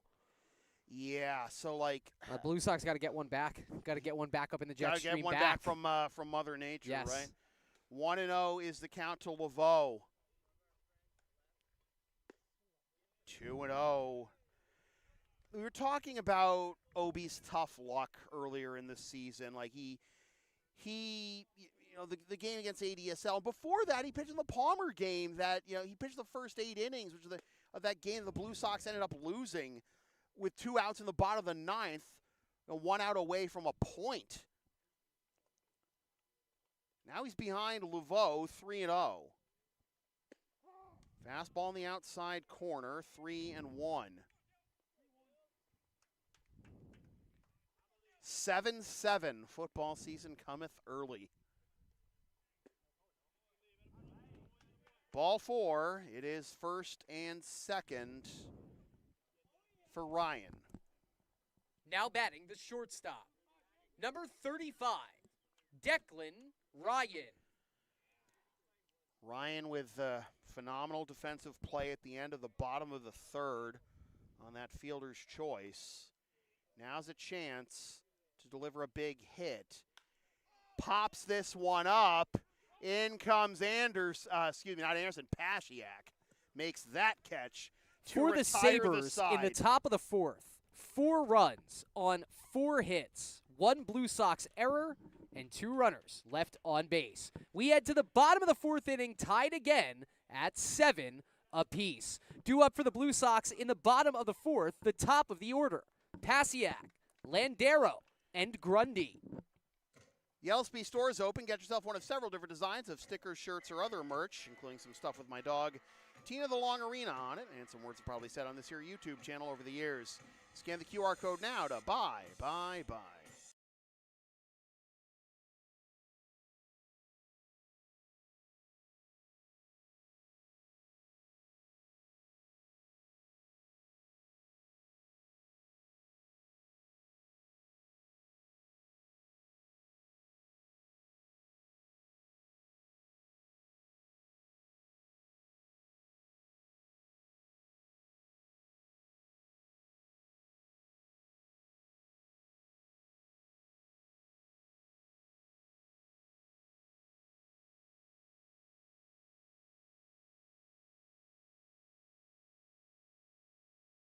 All right, so we got the call of the defensive play wrong in the 2 big defensive plays wrong in the bottom of the 3rd. It was that after Ryan came in, he took over at 3rd, and Bartolini moved to short. But nonetheless, 1 fine defensive play by Ryan and the other by Bartolini in the bottom of the 3rd kept the Blue Sox at 7, which the Sabers have now tied the game. Michael O'Brien threw 33 pitches in that top of the 4th. He's now at 86. Barnes at 83 through 3. And we are back to where we started halfway through. And if you think you're seeing this movie, you've seen this movie before. The bottom of the 4th for the Blue Sox. Center fielder, number 14, Jack Pasiak. If you think you've seen this movie before, it does feel eerily similar to the game against the Malden Mad Dogs back on May 29th. Why's that? As Pasiak, there's Bartolini. Now there's a simple play on the infield, a liner to Bartolini they're for never out number simple. 1. Why? So I wasn't here for the Mad Dogs game. So that's the second time you've referenced it. What's barking up the same tree? Well, the second baseman, number 8, Frank Landero. So Pasiak now 1 for 3. That was the game the Blue Sox actually had they scored 6 runs at the bottom of the 1st. It's a lot. They led 7-0 after 2, as Landero takes outside 1-0, trying to get off the Schneid 0 for 2 with 2 Ks. The Mad Dogs scored 5 in the 3rd and 3 in the 4th. The game went from 7-0 after 2 to 8-8 halfway through. Now, from that point on, the Blue Sox outscored the Mad Dogs 8-1. 6-1, rather. Ended up winning that game 14-9.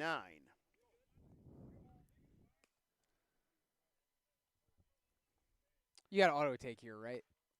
Yeah, absolutely. Just for the sake of having somebody on the base paths. And for a guy with 88 pitches through 3 and a 3rd. Or not. Not too far out in front, though. It is Shout out to Frank, though. You know what? Exactly. That's why we're back here, right? Right. Well, yeah, but Cam Flaherty has resumed warming in the Sabers bullpen. That was a game that the Blue Sox, back on May 20th, they beat the Mad Dogs 14-9 Dylan Walsh was the big star of the show. Went 3 for 3 with 2 runs and 3 ribbies. That's in there for a strike, and from 3-0 to 3-2. And what a time this could be for Craig Barnes. He wants to get a shutdown inning for the Sabers. Grounder to the left side. Nice backhand. Throw is offline, but to avoid disaster, great play coming back off the bag by Choate, and Landero gets a single out of it. The first baseman, number 22, Ryan Grundy. Landero with the infield single, so now everyone has reached at least once for the Blue Sox. Everyone has reached once for the Sabers, except for Keogh and Ryan. So that's outside for ball 1 to Ryan Grundy. A walk, a single, and a run scored to his line so far. He's got Landero at first, and he is a speed threat. He gets back safely there. Pickoff attempt was not in time. Landero is second on the team in steals with 6 and has not been caught once. And now Grundy's got a 2-0 count. Landero's 6 out of 6 in stolen bases this year.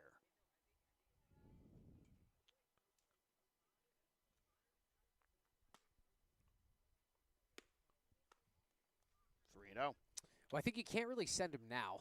No. The league leader in stolen bases is manning center field right now. That would be Austin Brune. Big secondary lead, too, by Landero, but it's not going to matter. That is Grundy's second 4-pitch walk drawn of the game. Now batting the designated hitter, number 25, Julian Alvarez. All right, time called. It's time for company-wide meeting, and it might also be time for Cam Flaherty as we have a pitching change coming to you from LHS. I'll just wait until they give me that official point. Yeah, there we go. Attention at the ballpark. We have a pitching change to announce for Stoneham. Now pitching for the Sabers, number 14, Cam Flaherty. Are you down with the sound called LSP? Of course you are. Then follow and support us on the web. Linktree, Facebook, YouTube. Don't forget to subscribe. Flash the subscribe button. Membership's also available for $5 a month. PayPal and Creator Spring, LSP 37. Try it with your friends.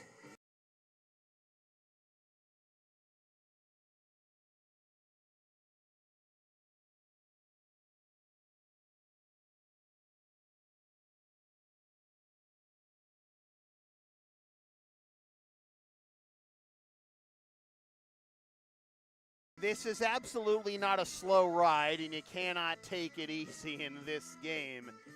As Cam Flaherty takes the bump for the Sabers after 3 1/3 from Craig Barnes, already allowing 7, and still responsible for the 2 runners on base, Landero and Grundy.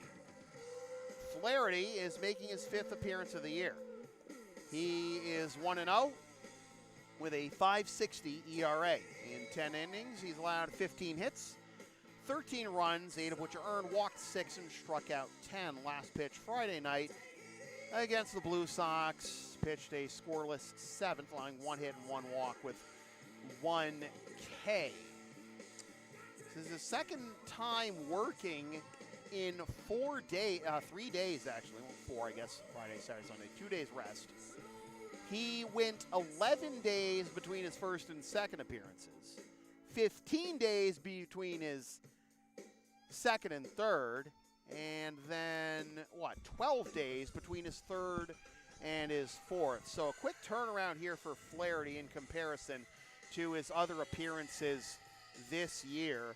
And he'll have to deal with first and second, 1 out, with veteran Julian Alvarez coming to the plate, hoping to break a 7-7 tie. The Blue Sox falling behind 3-0 after a buck and a half, scored 5 in the second and 2 in the third to take a 7-3 lead, but a 4 spot in the top half this fourth has gotten the Sabers back to where we started. It's Jules.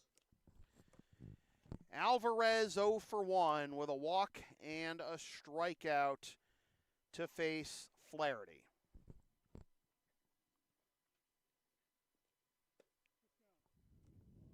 Ball 1.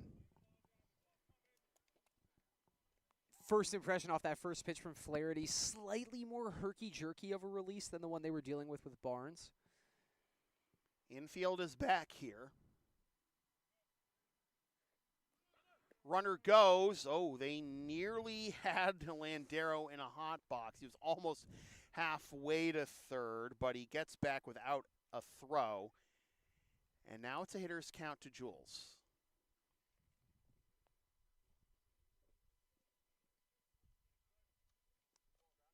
Yes. Lined up the middle and down for a base hit. Oh, it got Landero past being him. waved It got around past third, Brune. And it got past Brune in center field. And running through the stop sign, here comes the throw. Oh, what a play. Got at the him. plate. Grundy ran through the stop sign. Landero scores. Grundy is out. Alvarez into second. It is 8-7, but not without there being 2 down. That's crazy. I can't really fault Grundy there, but Brune got back to it so quick after it got past him. I just said he's a league leader in steals. The left fielder, number 41, Pat Casserly. And that's just so par for the course with the way that this game has been going tonight. So the Blue Sox lead 8-7. Here's Cass, who fouls this one off for strike 1. I wonder if there was anything coming in from the dugout, because Rick, look, I got to be fair, he put up that stop sign pretty early, pretty directly to Grundy. That seemed like a conscious decision to run through that one. So I don't know if there was anybody from the dugout maybe in his ear. You don't even need any advanced scouting to know that Brune's got wheels, and he can catch up to things that get past him very easily.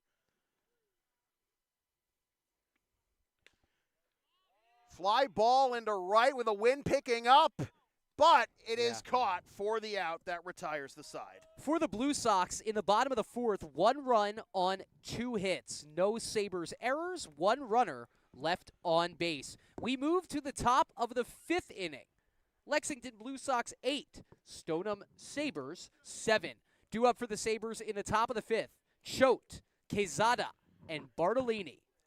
LSP and Shipping Shield are partners in card. Shipping Shields are the eco-friendly sports and gaming card shipping protectors trusted by yours truly, made in the U.S. and Canada on 100% recyclable cardboard.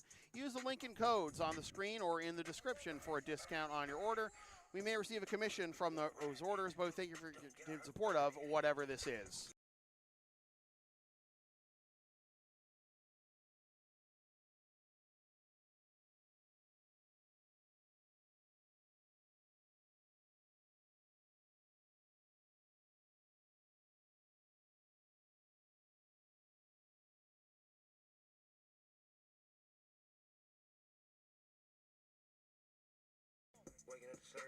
Fives chat, as Jim McCabe, I'm sure, would say if I didn't get to him first. And as Jim knows, I'm famous for saying, when games get to this stage, are you not entertained? 8-7 as Michael O'Brien goes back out there for the 5th inning. The run scored by Landero charged to Craig Barnes. So if the Sabers, he is the pitcher of record. He is the pitcher of record for the Sabers right now. But we've seen Leading how that off record the top can of the flip 5th around. For the Sabers, first baseman, number 15, Danny Choate.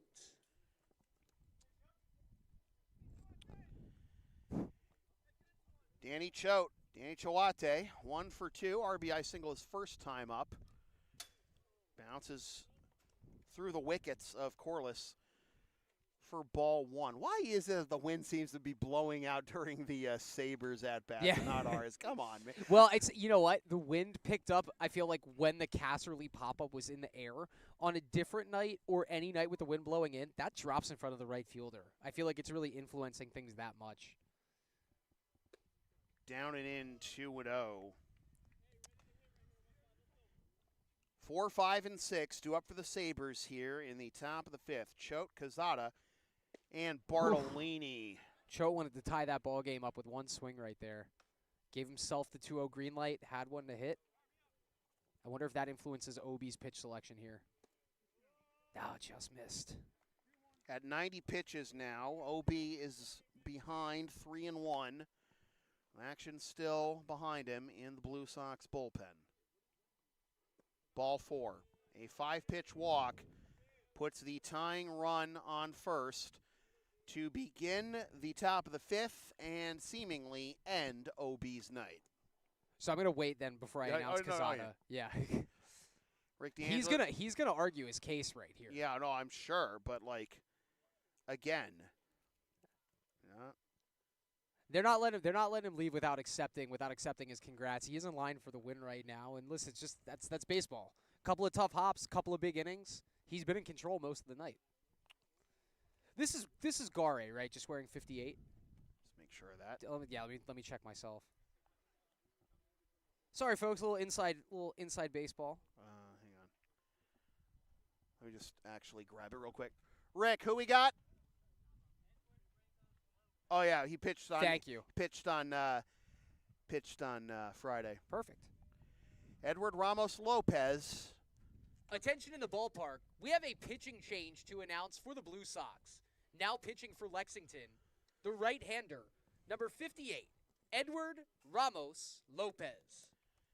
Edward Ramos Lopez will make his second appearance in as many games, just like Flaherty did. Advertising opportunities are available on LSP. Sponsor our content for as little as $25 a spot, whether you want to promote a business product or event, or send a message of support to a player, team, or coach. Email yours truly for all the deets.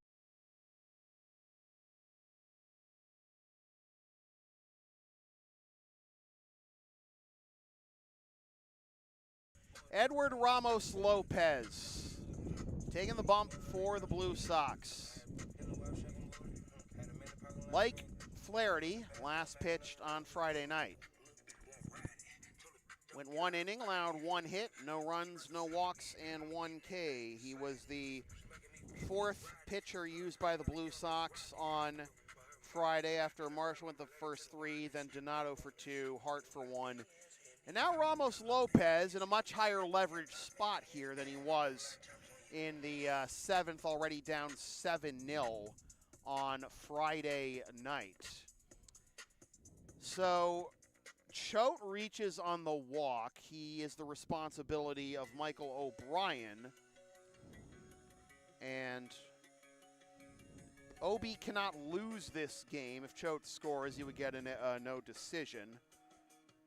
But still a job ahead of Ramos Lopez to deal with Leandro Cazada, his first assignment, the right fielder, who hit into an inning-ending fielder's choice in the first and singled and scored as part of that 4-run fourth that tied the game at 7. The right fielder, number 5, Leandro Cazada. Led off that inning with a base hit and then scored on the wild pitch. Step off by Ramos Lopez and no threat of a run by Choate there.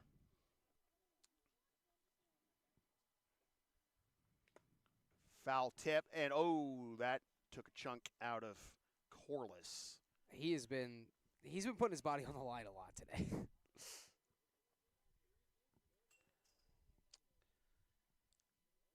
0-1 the count, and just earlier this half inning, or not this half inning, pardon me, in the top of the 4th, ball got to the backstop and it came up and it just hit him square on the wrist, and he didn't stop play. Wasn't going to ask for the extension. The ump did brush the plate, but he's really, you could.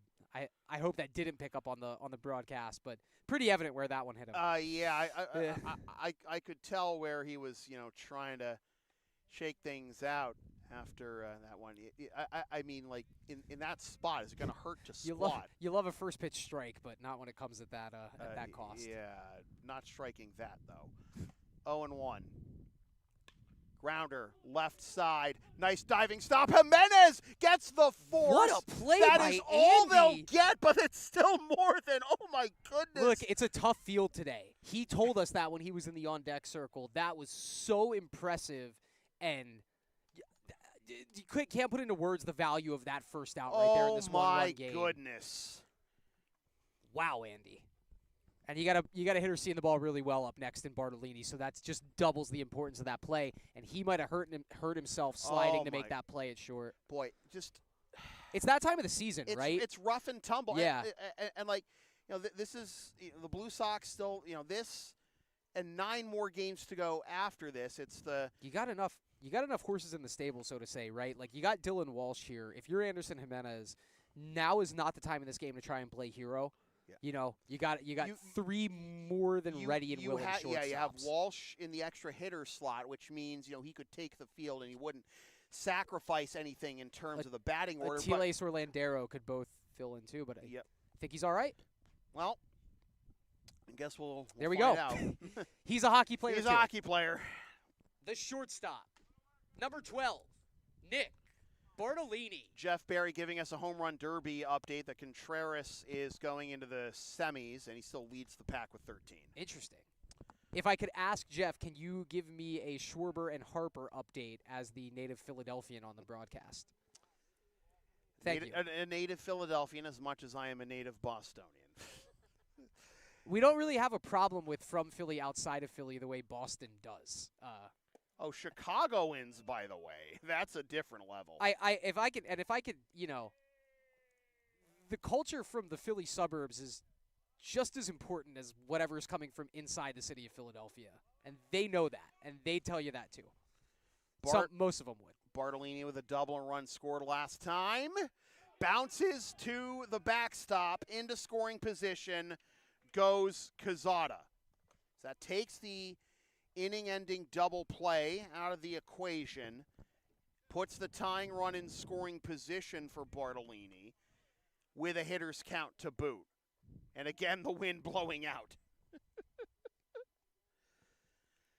Only fitting. Nothing comes easy. 2-0 is the count.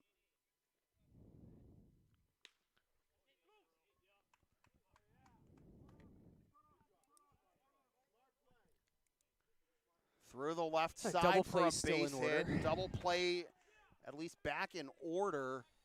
And the base hit by Bartolini is second.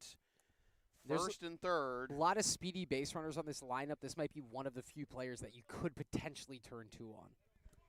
Now batting, the designated hitter, number 26, Greg Reed. Well, he did reach on an error in the his first time up. Singled and scored, RBI single, and then eventually scored last inning. He's 1 for 2, couple of runs. Runner goes, pitches a swing and a miss, and Corliss is going to eat it. Well, there goes that thought. But you can't fault Corliss here. You have the lead. You don't want to just do anything that could, for an unnecessary reason, extend the chances of giving up the lead. So let your pitcher take care of it, and Ramos Lopez. Infield comes in. Ooh. Fly ball into left field. Back goes Casserly, and it gets down. 1 run scores. Here comes another. Reed into second. The Sabers lead.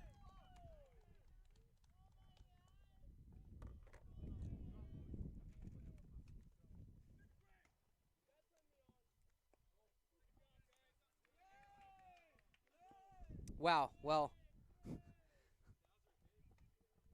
we go. The Sabres back in the lead for the first time since the bottom of the second. Had the scoreboard go crazy on me just then.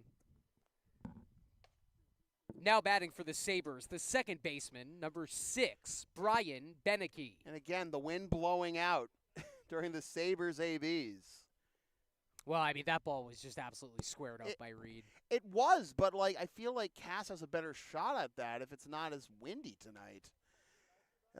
Like it looked like he read it well, just kept carrying on him. Yeah. Schwarber is in, Harper is eliminated. Okay. 9-8, Sabers back in front. Another barn burner here at LHS. Games have been a lot closer here at LHS this year for the Blue Sox than we're accustomed to seeing, as it's 1-0. And now Corliss is bringing in Atiles to talk to Ramos Lopez. Like some free translation. Yeah, here. exactly. But, like, it's just it's frustrating for the but even, like, you can't get too frustrated, looking at the standings and looking at, like, the absolute dogfight the ICL is, but, like, you can't have that discussion. You can't have that discussion when you're trailing a game that you should be winning by 3 runs. Yeah, right exactly. Now. So that's like I'm with you, and I agree with that sentiment. But like you should be a little upset at yourselves with the way that this game is unfolded. Mm-hmm. Just like I'm assuming the way Friday's game unfolded. Just like the way that you left the door open in the previous 2 wins before that. You're right. It is frustrating this year. I can't put my finger on what's different because it seems like it's a more talent-laden lineup than what the team was trotting out last year. But things are going differently. And it feels like the rest of the ICL is catching up to the Blue Sox. Not as if the Blue Sox are doing anything wrong, and that's what makes it frustrating. I like that that's what's happening in the league. It's just hard in the moment to swallow, Swing and a miss, high fastball, 2-1. Back in 2017, that was the first time since 2010 the Blue Sox, the ICL Championship Series was not between the Blue Sox and the Chiefs. The pop-up. This ball is going to stay in play. Oh, why did we? Yeah. Oh, why did they listen to that? All right, that's fine. I understand everyone's trying to stay dialed in with runners on the base paths here, and Luis is shaded so far over there that no one's catching up to that ball in time. But the only person we heard anything from was from the Stoneham dugout. But do you think that maybe the wind pushed it to stay in the field of play, though? I guess. It's doing a lot today. Swing and a miss. First base is open. Corliss still has to fire to first to complete the strikeout, and he doesn't. I agree, Rick. I agree. Rick DeAngelis furious as Beneke reaches despite striking out. So it's first and second, still only the extra one out. hitter, number 18, Jerry Senna. Senna 0 for 1, hit by pitch and a run scored in the second. Strikeout looking in the fourth. Senna swings and misses, strike 1. Now, to finish, I thought 2017 was the first year since 2010 that the ICL Championship Series was not between the Blue Sox and the Chiefs. Danny Graham had observed in the years leading up to that the league was starting to catch up to the Blue Sox and the Chiefs. He actually had a dream before the season started that either the Blue Sox or the Chiefs were not going to make the ICL Championship Series, and that dream came true, at least in the way it favored the Blue Sox. That misses up and in 2-1, but the Blue Sox kept rolling. But now over the last handful, but since COVID, the league is starting to catch up to the Blue Sox. The Blue Sox have won 2 of the last 5 ICL Championship Series, but in 2023 they missed the ship for the first time. That misses hits the inside corner, 2-2. They missed the championship series in 2023 for the first time in 17 years. And you want parity. And when you've been as consistently successful as the Blue Sox have over their 30 years, it starts to get a little, the temperature starts to get a little hot when other teams put this pressure on you. The Rick always preached, we are the hunted, and teams have been hunting them for 30 years, and only in the last 5 really have the Blue Sox started to look a little less invincible. Liner, other way, pass Jimenez into left. Being waved around third is Reed, and then they put the stop sign on him.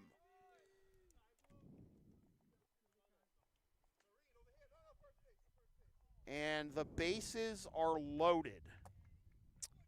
42 coming in to pinch run at first.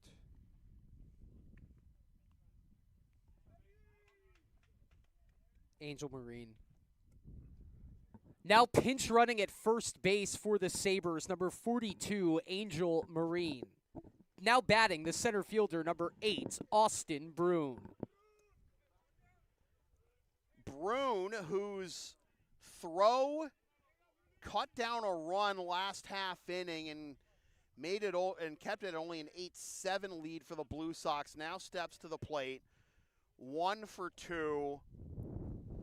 Oh, my goodness. I think it was just wishful thinking when that out got recorded on the Landero play. Oh, that's not going to matter. Like, the Blue Sox got the lead back. Had to know, with it only being a one-run lead. Also, what is... At this point, like, yeah, you got another pitcher warming up in the bullpen. If it's not happening, it's not happening. But is there not a cap to mound visits in the ICL? I think it's like I don't think there is. No, we don't. I don't think we have mound visit caps or whatever. But I mean, certainly there's the standard ones like pitching coach and then manager. But 1-0 is the count to Brune.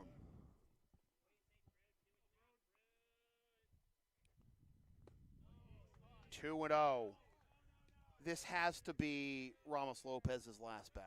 I just imagine it has to be. Well, it looks like off the conversation between Bruce and Pat that's the case.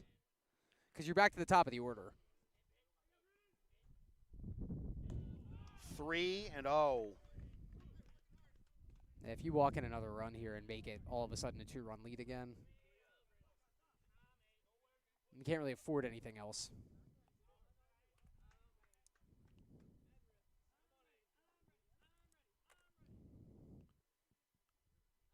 It's not like Draper firing 120 bullets a couple weeks ago. Ball 4, run scores, 10-8 Sabres.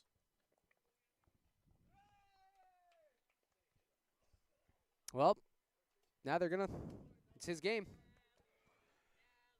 It's your bed, you make it apparently. The left fielder, number 3, Nelson Correa. Lineup turns over for Correa, 4th time at bat for him. 1 for 3, 2-run single his last time up. Down and away for a ball. 1-0. Sabres led 3-0 after 1.5. Blue Sox scored 7 unanswered to lead 7-3 after 3. Sabres tied the game with 4 in the top of the 4th. Blue Sox got the lead back with 1 in the bottom of the 4th, but here in the top of the 5th, so far a 3 spot for the Sabres with just 1 out and the bases loaded in front of the leadoff hitter, Nelson Correa.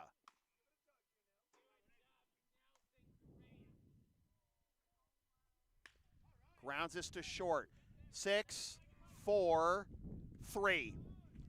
A double play ends the inning, but the Sabres reclaim the lead. For the Sabres in the top of the 5th, 3 runs on 2 hits, 1 Blue Sox error, and 1 runner left on base. We head to the bottom of the 5th inning with the score. The Stoneham Sabres, 10. The Lexington Blue Sox, 8. Due up for the Blue Sox in the bottom of the 5th, Atiles, Corliss, and Jimenez. Are you down with a sound called LSP? Of course you are. Me. Then follow. No, that's a Boogie Down Productions reference, as these all are. Are you down with a sound called LSP? Of course you are. Then follow and support us on the web, Linktree, Facebook, YouTube. Don't forget to subscribe. Fire subscribe button. Membership is also available for $5 a month. PayPal, Creator String, LSP37. It's the right thing to do.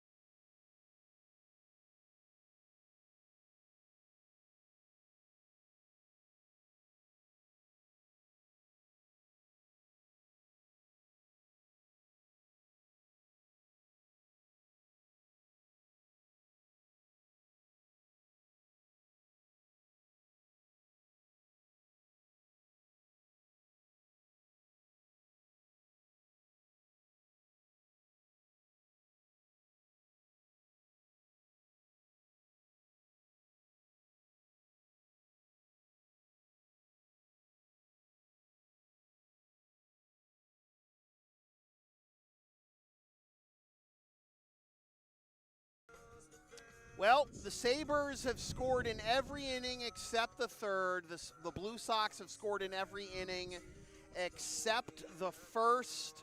The Sabers lead 10-8, hoping to hand the Blue Sox their third consecutive loss. Here, we go to the bottom of the fifth. The wind blowing out now as Luis Atiles comes to the plate, as it has been much of this game. Leading blowing off out. the bottom of the fifth, third baseman, number 27, Luis Atiles. You can't get too hard on yourself looking at the grand scheme of things in this game, because you've been down by 3 already in this game, and you came back from that. You're down 2 here. You have time, but you got to do something quick, except that, a pop-up into foul ground, and a 1-pitch out off the bat of Luis Atiles. Well, you're never going to tell Luis, hey, don't swing first pitch.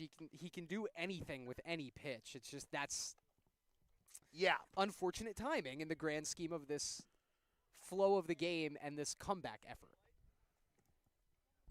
Now batting the catcher, number 26, Craig Corliss.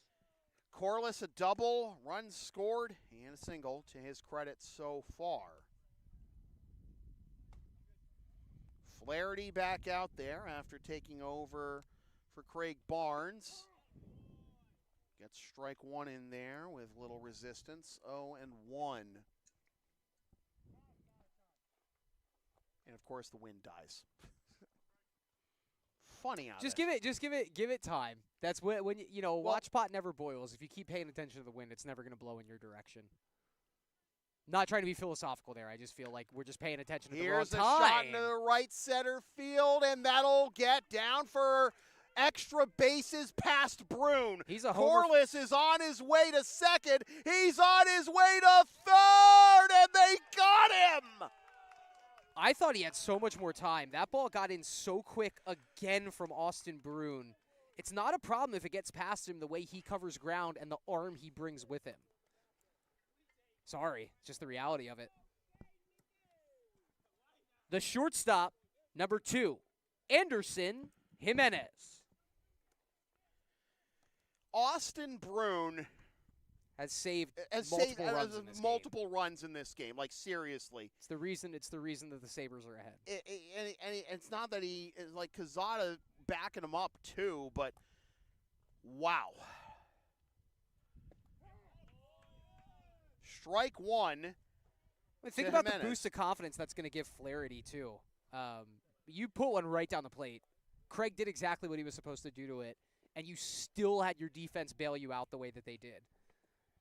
I'm not even mad at Corliss grounding from second to third there. It feels like him as a runner much more valuable 90 feet closer to the plate.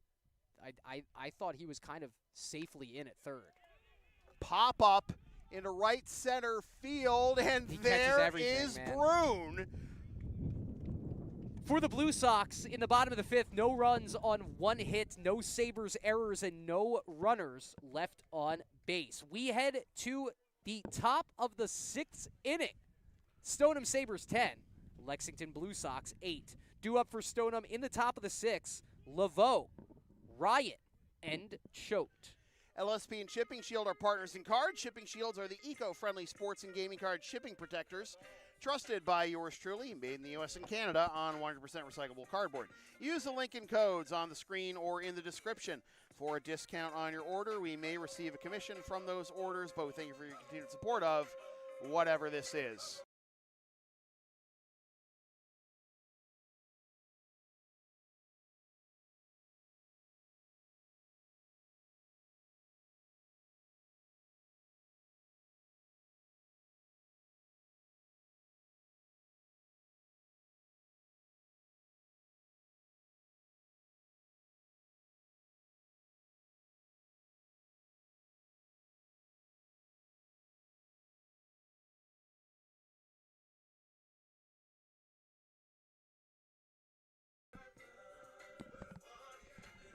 Yeah,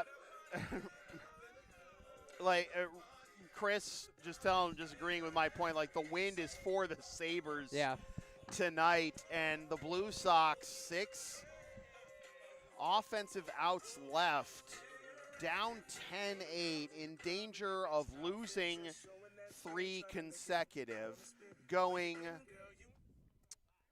Leading off the top of the 6 for the Sabers, the catcher, number 21, Dylan Laveau.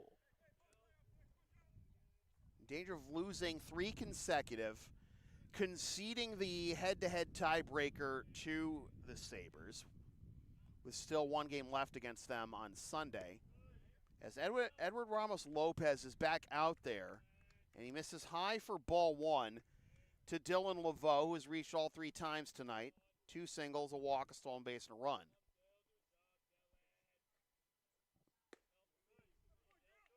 Two and 0.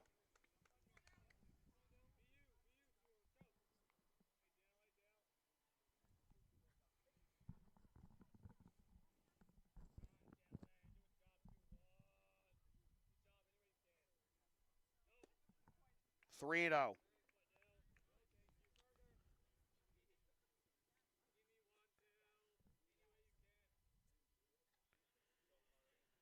The Blue Sox rough start, the 5-5 start to 2025. Wow. That's a gift there for Ramos Lopez, I will say. Well, he's still behind the count, 3-1. Yeah, 3-1. The rough start to the Blue Sox season last year, the one that where they was started 5-5 before rattling off, going unbeaten the rest of the way all the way to the championship. So that's high for ball 4, 5-pitch walk to begin the inning. That didn't even include 3 consecutive losses at any point. The third baseman, number 35, Declan Ryan.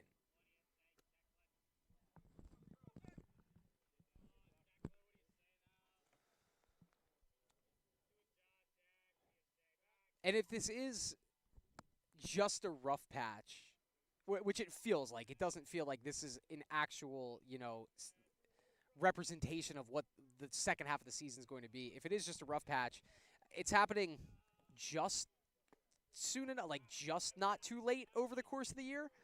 Because if you hit this 2 or 3 games later down the stretch, it would be pretty easy to fall into the trap of this might just be what we're gonna be, knotted up in these high-scoring, tough games. But I do feel like the difference between last year and this year is just it's the runs surrendered. It's the runs allowed number. And be it off of defensive lapses, which we certainly are seeing more of this year, it doesn't feel like the pitching staff is lacking in comparison, but that's the difference.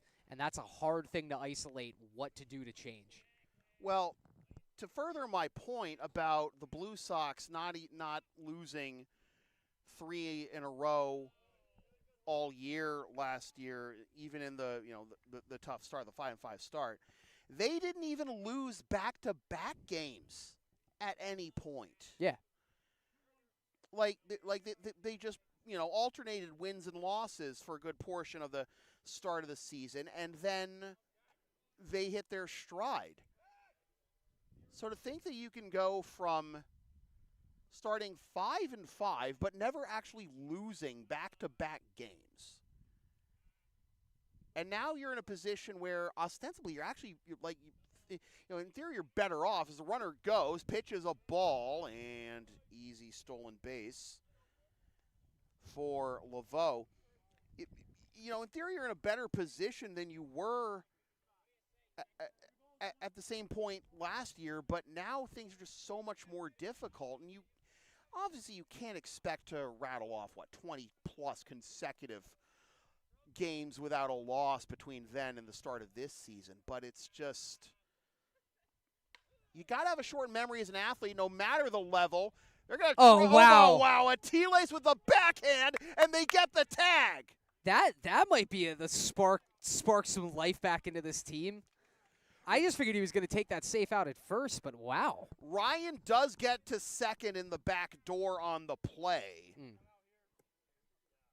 The first baseman, number 15, Danny Choate.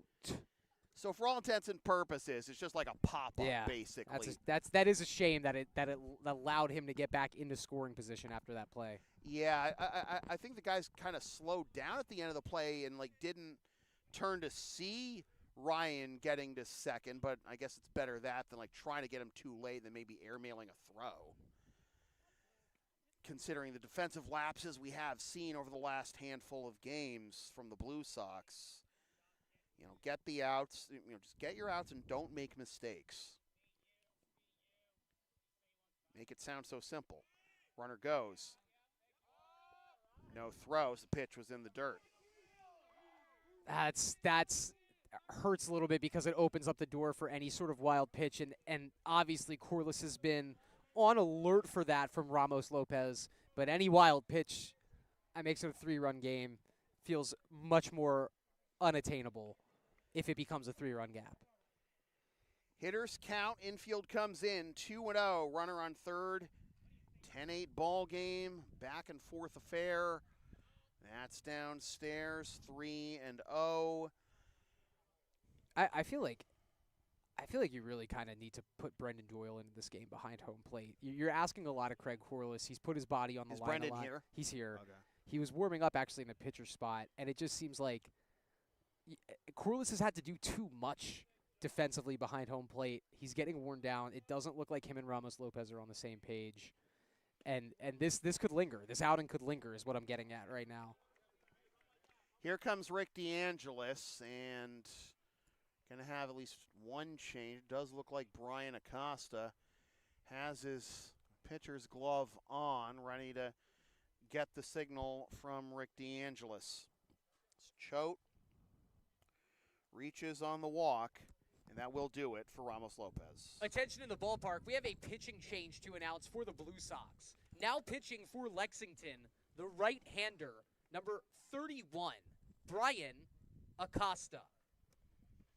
Advertising opportunities are available on LSP. Sponsor our content for as little as $25 a spot, whether you want to promote a business, product, or event, or send a message of support to a player, team, or coach.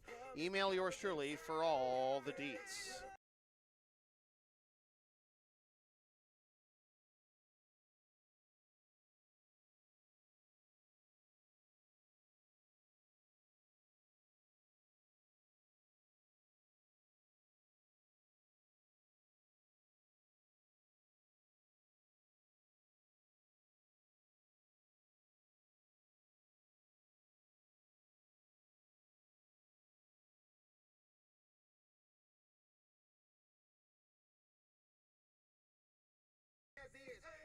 So, Brian Acosta is going to take over on the mound, and he is making his first pitching appearance since 2024, June 7th, 2024, in fact, in which he went a third of an inning, allowed 1 hit, 4 earned runs, walked 3, and struck out just 1.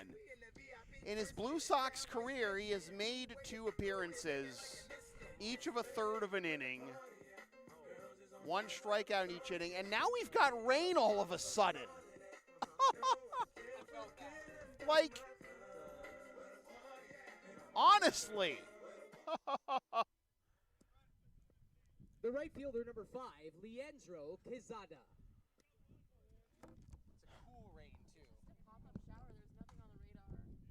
I mean, there were pop-up showers on the drive here from Shrewsbury earlier as Acosta misses behind Quezada's head. Very good reaction time for there ball Craig. 1. The umpire was shocked that Craig actually snared that one from the looks of it. I agree. It was it couldn't have been a more beautiful day on the ride up here. For me, from where I was coming from, there weren't pop-up showers, so this is a surprise. Had to figure something was going to be blowing in with the way the wind was, up to its tricks. It is 2-0 with runners at the corners. And 1 down here in the top of the 6th of a 10-8 game. Fly ball into left. In comes Corliss to make the catch for out number 2. Here comes the throw to the plate. It was a good throw. They throw back to first. No, not the umpires weren't looking. They're going to try and tag the bag here at third to see if it was an early. And now they're going to try and get him at second. He's safe. They still want to complete the appeal though at third. and he's safe. So after all that, it ends up being a sacrifice fly. They're 2 down, and a runner at second. Like, what on earth? Again, this game has been. What is this? One game? run scored. One and it's run 11-8 scored. is It's the score. 11-8, Okay, yes. cool. Like, honest The to shortstop, God. number 12, Nick Bartolini. Quezada gets a sac fly out of all that. It was a great throw, too, from Corliss on the fly to home plate. Couldn't get the tag. They tried to throw to first. I don't think either umpire was looking at first base. You're saying Corliss, and I'm sorry, Casserly, right? Okay, yeah. The throw from Casserly to Corliss was a hose. It just didn't get the just tag in time. offline, yeah. Yeah. 2-0 now to Bartolini. They tried to get Choate at first, and I don't think either umpire was looking at first base. They went there. No call was made. Not saying they definitely got him, but then they tried to go to third to appeal a possible early tag. Which is like you by should have Quezada. called time at that point. Yeah. Right? And then Choate snuck in the back door to second. So now it's 3-0. Runner in scoring position, and it's a 4-pitch walk to Bartolini. And a guy swinging a heck of a bat right now in Greg Reed. Seriously, as Bartolini's now The designated hitter, number 26, Greg Reed. Bartolini's reached base for the third time. He's 2 for 3 now, plus the walk, 2 runs, double and a single. Now here's Reed, who's reached and scored all 3 ABs. Schwarber beats Contreras, moves into the finals against Jordan Walker. Nice. 1-0 to Reed. Reach on error and scored in the second. RBI single and scored in the fourth. 2-run double and a run scored in the fifth. Pops this one up, foul and out of play. Strike 1. Now remember, we don't get all night here at LHS. It is the top of the 6th. 30 more minutes. Yeah, I get 30 more minutes, and I don't know if there's a rule about whether, when an inning can, what's the latest an inning can start. But if a game does, if the lights do go out, read the top line, it's 1 and 2. If the lights do go out in the middle of an inning, then it reverts back to the last Full inning. full inning, which obviously does not favor the Blue Sox here. And that's not going to shake out in the Blue Sox favor at all moving forward in this game. Check swing, throw down to third. Atiles finds it up the line, so no further advance by the runners. Almost enticed Greg Reed to go around on that pitch. Last is a double steal as Choate gets to third and Bartolini gets to second on a 2-2 pitch forthcoming to Greg Reed with a chance to make it a 5-run ball game. Is it a full count? 3-1? Is it 3-1? Sorry, Blue. Blue, 2-2? I have 2-2. Yeah. Yeah, it was 1-0. Then he hit 2 foul ball.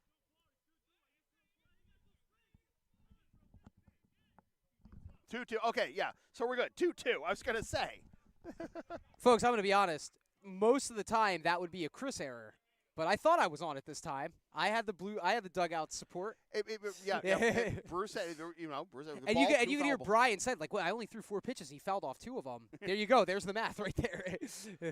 Well, let's see what Greg Reed says about math. Well, I'll spit on that one. It's a full count. I'll give you math. I'm assuming that's what he would say if he had the option. Reed hoping to get on base for the 4th time with Brian Beneke due up next. Payoff pitch here. Fouled off, and again, more abuse for Craig Corliss. Dude. The Blue Sox have a busy schedule this week, yeah, too. They have tomorrow off. He might get Wednesday's game off, but they're probably going to need him back by Thursday at this point. So Yes, we have tomorrow off, Wednesday against the Bulldogs, Thursday against the Americans. There is ball 4.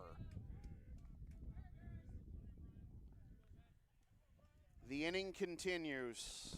The second baseman, number 6, Brian Beneke. That's the 4th walk of the inning for the Sabres. They don't actually have a hit in this inning. Swing and a miss, not wasting any time here with Beneke, 0-1.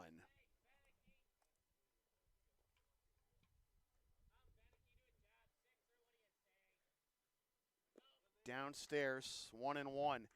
In the bottom of the 6th, the Blue Sox will have Anderson, Walsh, and Pasiak due up. Again, the wind blowing out towards right for a left-handed batter. 2-1.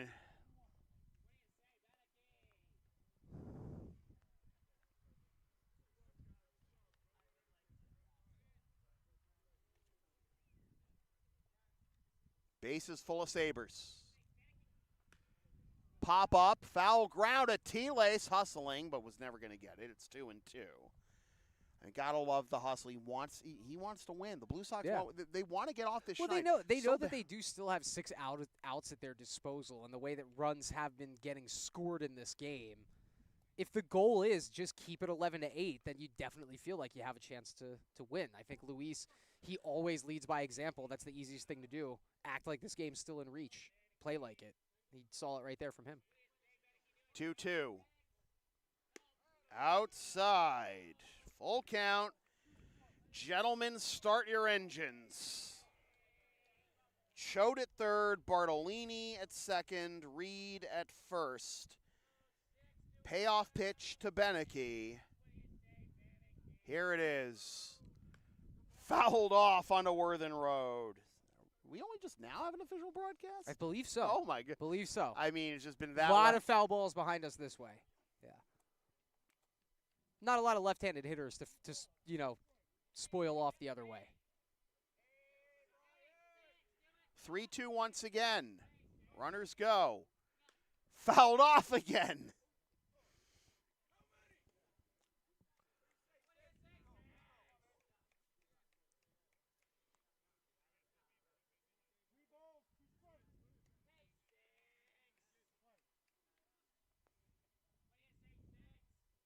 Payoff pitch for a third time.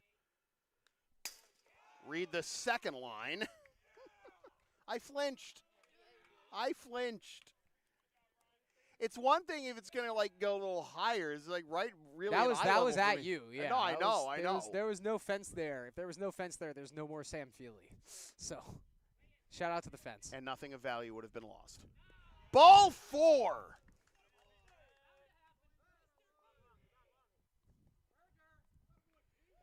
Sabres have their biggest lead of the night.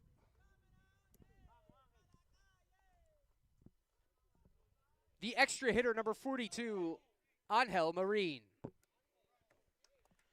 Angel Marin will get his first crack at the plate in this game and falls behind 0-1. Pinch ran for Senna last inning. You know what? That was a creative decision by me. Good Lord. I believe it's Angel and not Angel. Wild pitch, 13-8. It's crazy, no hits yet in this inning, right? And 3 runs. Yeah.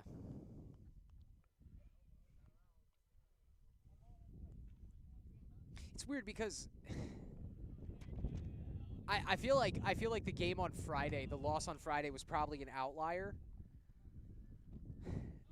What do you even look at in terms of the way this game unfolded in terms of trying to right the ship? I really couldn't tell you. You can't ask OB to you pulled him with 90 pitches. What do you say? Hey, we needed 110 out of you. You can't. And it took a Matt Draper 122 pitch performance, even in allowing 7 runs, the last time we saw a Blue Sox win. It is quite a crossroads this team is at right now. Yeah, the starters. Pitching depth has not been great this year. The offensive depth has been great. For the Sabres Pitching in the top of the 6th, has been 3 suspect. runs on no hits, 1 Blue Sox error, and 2 runners left on base. We move into the bottom of the 6th inning with the score, the Stoneham Sabers 13, the Lexington Blue Sox 8.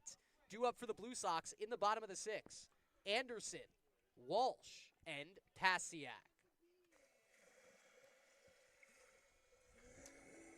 The LSP store is open. Get yourself one of several different designs of stickers, shirts, or other merch, including some stuff with my dog, Teen the Long Arena, on it, and some words I probably said on this here YouTube channel over the years. Scan the QR code now to buy.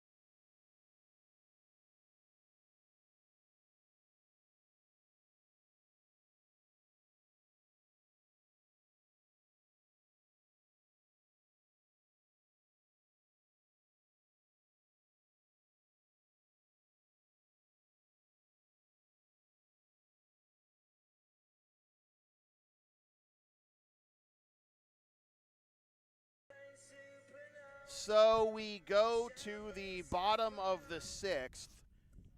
Flaherty back out there for the Sabres. We have a pinch hitter in the number 9 spot. Now batting for the Blue Sox, number 11, Harry Tucker.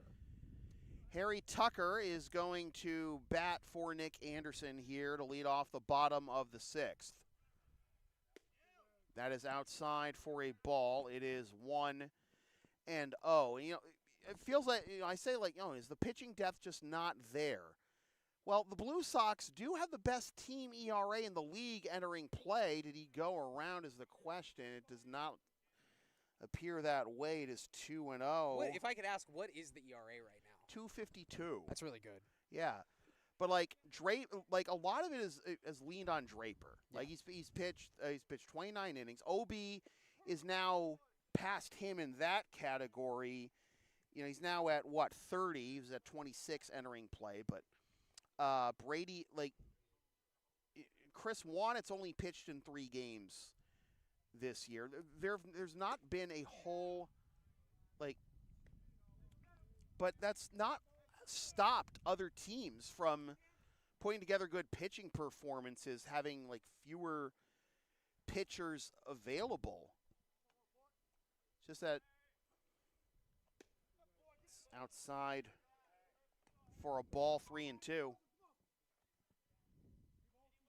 We've only seen Cole Donato once, Nick Hart twice, Kyle Murray three times and for 5 innings, Donato once for 2 innings, Hart twice for 2 innings, and a swing and a miss. That's as many pitches, though, in that 1 AB as Flaherty threw in each of his previous 2 innings. The extra hitter, number 10, Dylan Walsh. Here's Dylan Walsh. Walked and scored the 2nd, hit into a fielder's choice in the 3rd, which ended that 2-run 3rd for the Blue Sox.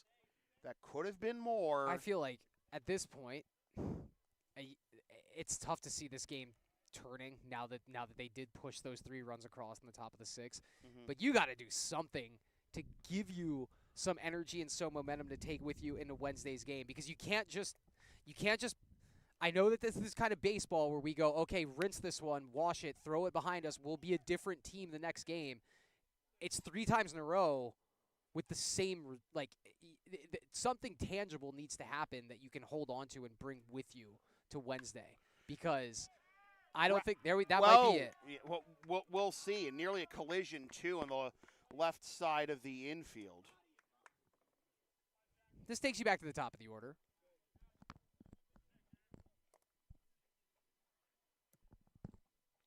The center fielder, number 14, Jack Pasiak.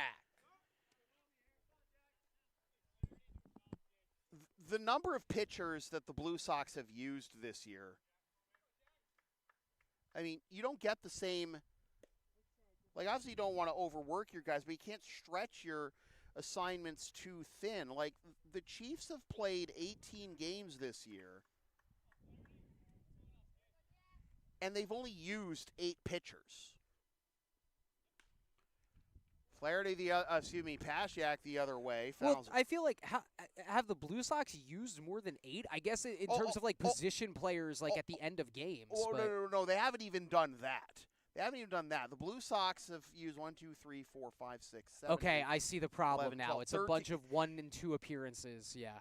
Yeah, so you don't have that consistency that other teams do, like the repetition, the redundancy, for lack of a better term, as that's fouled off 1 and 2. Like Draper's made 5 appearances. Obi's now made 5.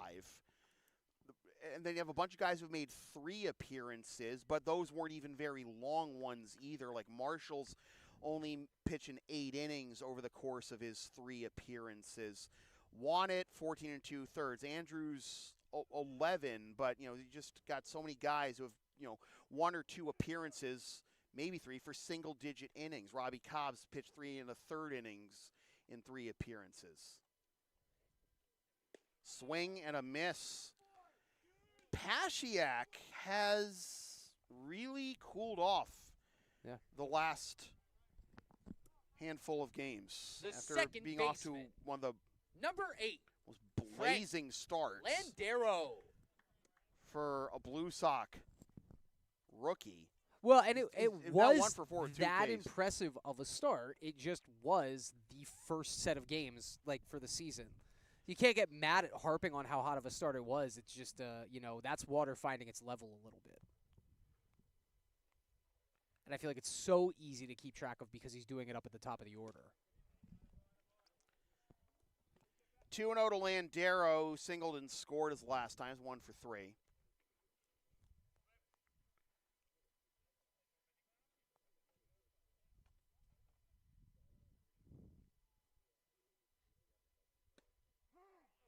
Side corner, 2-1. The Americans, through 18 games, 11 pitchers, but only one of them has appeared in just 1 game. Swing and a miss. 2 and 2. The Chiefs mentioned only 8 pitchers used the Expos. 10. The Sabres have actually used the most pitchers of any team in the league, as that's down and away.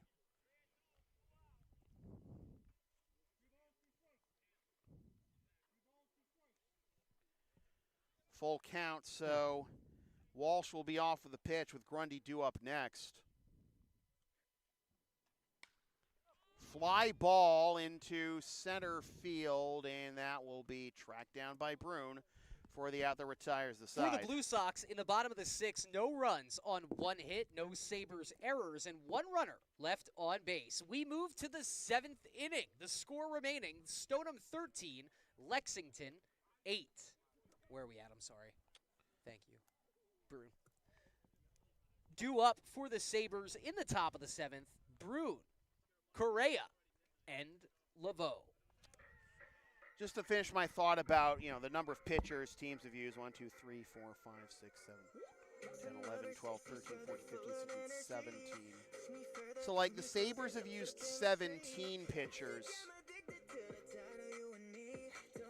which is 1 more than the Mad Dogs have used. And the Blue Sox, they use all these arms. You got to, use who you have, but you also need to get, consistency and redundancy from your guys. You can't stretch your responsibilities so thin, and you got to establish a rapport between your pitchers and your catchers, and if you throw too many new noodles out there, it's harder work for everybody involved to get used to, hey, what can you do well, what can you do well, et cetera, et cetera. But that's not the point. The point is you got to use what's available, but you also still got to execute. And as we go to the top of the 7th, Brian Acosta goes back out there. And he will face Austin Brune to lead things off. Leading off the top of the 7th for the Sabres, center fielder, number 8, Austin Brune. The Blue Sox in danger of losing 3 in a row. I got to ask, how long has it been since that's happened? Well, I'm about to double check. I guess I should have figured that's where your head was at. But Yep. If they were able to go 5-5 without any back-to-back losses, then 3 straight losses might have taken a while, right? There you go, Brian. 1-1 from Acosta to Brune, who is really the reason defensively, certainly. That glove, yeah, and the speed, and 2 balls that got past him that 99% of any other fielder in this league, runs get scored, and he was able to gun down runners at the plate both times. Pop up into foul territory, and Grundy's got it for out number 1.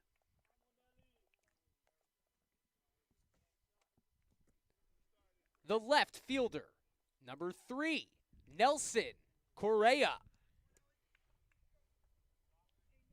Hey, credit to the Sabres dugout, man. They want to tack on to this 5-run lead right now, and they are the only team with any juice, any life right now at the ballpark.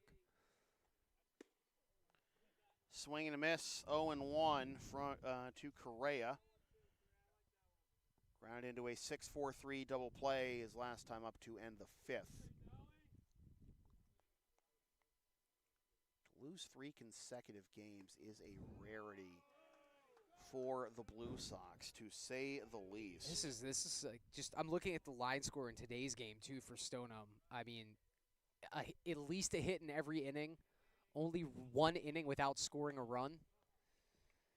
You were talking to me about the Pythagorean numbers and how I believe they were going against Stoneham a little bit. Yeah, right? Yes. And now it's catching back up, maybe. Stoneham is outpacing their Pythagorean expectation. Oh, no, so they have gotten luckier than anticipated. It's Middlesex. It's Middlesex that hasn't. Here's a liner into right center field for the 2nd hit of the night for Correa.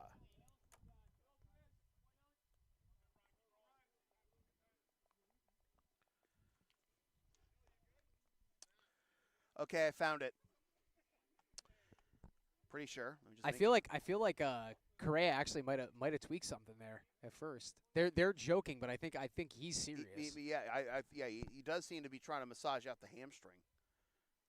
23 coming into pinch run.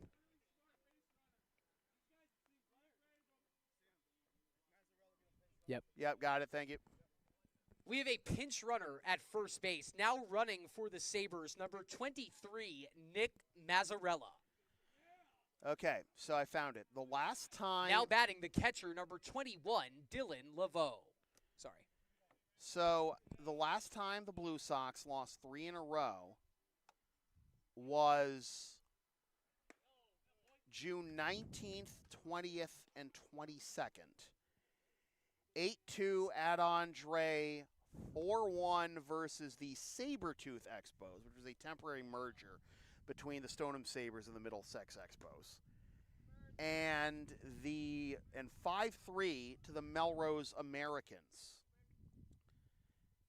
In 2023, 3 years ago. 3 years ago is the last time the Blue Sox lost 3 consecutive games. 37 months for those counting. 3-0 is the count.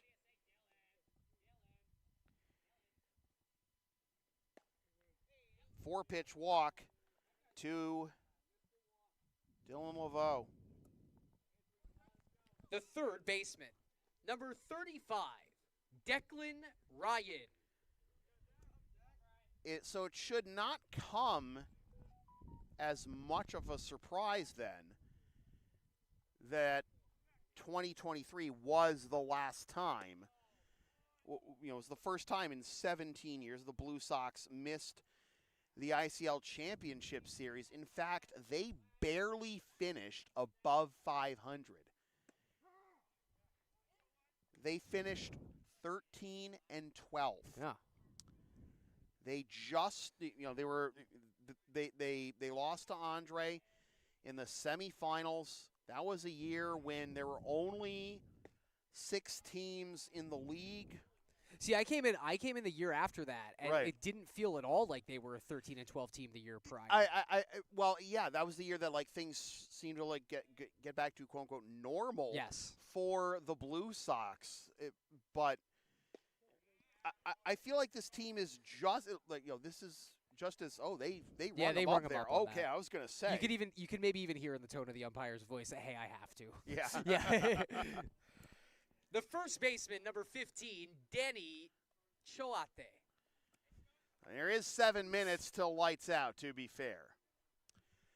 But yeah, this team is offensively maybe one of the most talented groups the Blue Sox have ever had. Almost killed the camera right then, my Brian. God. Yeah. I mean, whatever. Good save, tripod. I mean, it's not even like, whatever.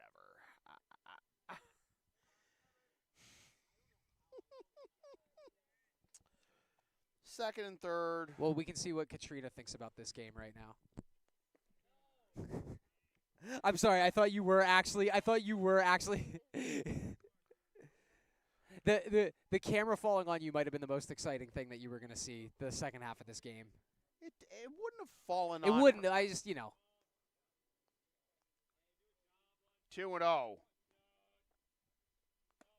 3-0. Offensively, this is one of the most talented groups I've seen, top to bottom, the Blue Sox. It's not like they're obviously not devoid of pitching talent, but just when things get stretched too thin, you're going to be put in positions like this. The right fielder, number 5, Leandro Quezada.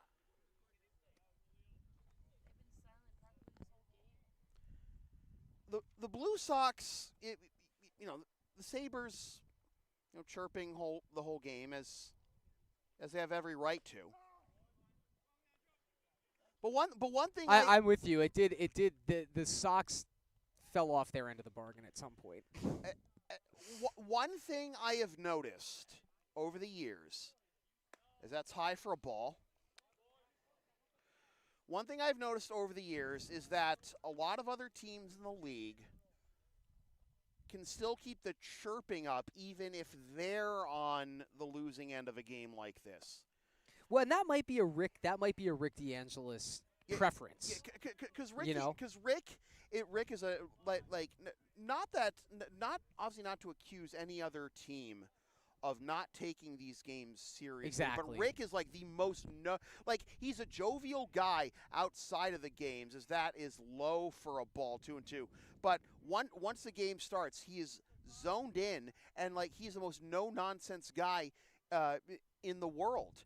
And so that rubs off on his teams who take this stuff so seriously that when they start to get shellacked, that they do quiet down. They're like, what they're taking seriously. They're trying to analyze what are we doing wrong. Other teams, there's only so much wallowing in a loss you can do when the loss is a loss. The unbearable weight of massive talent, right? I was there. I was ready for that bad boy.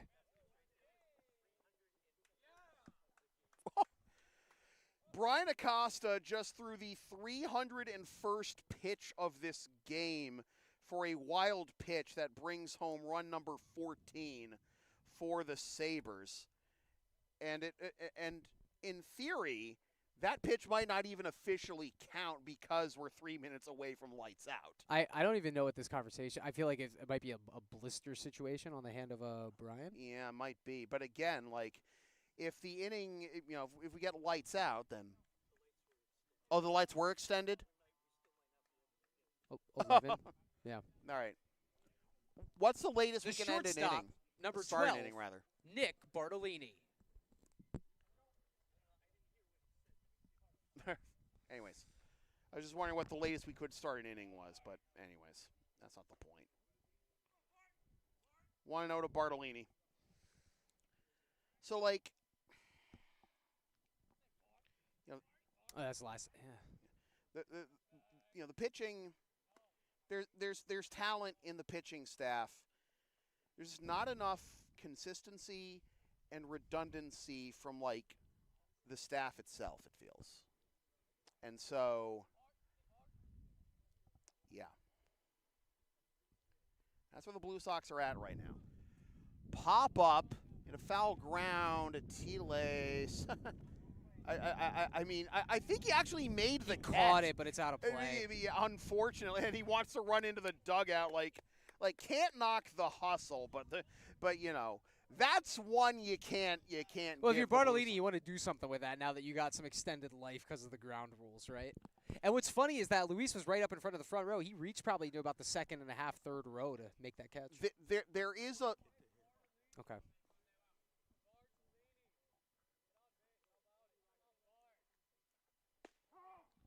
Fastball on the outside corner, strike 2. So if that's the case, then it might end up being a 13-8 game, right? Mm-hmm. Oh, this would count? Okay. Oh, it'll Okay. count. All right. Okay. Copy that.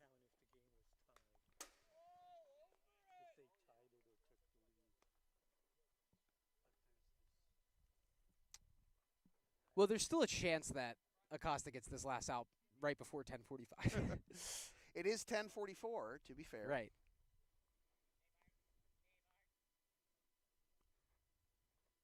High for a ball.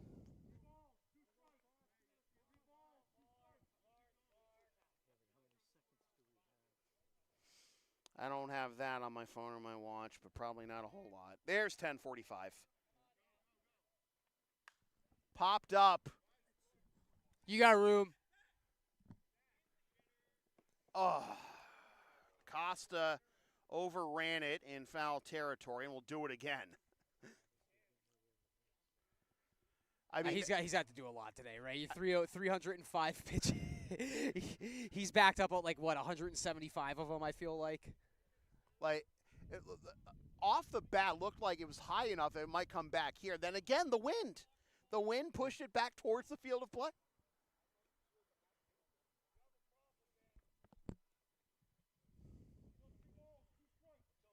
A brutal game for the Blue Sox. Gonna lose. They already lost 7-0, and now there's another 7-run game. 15-8.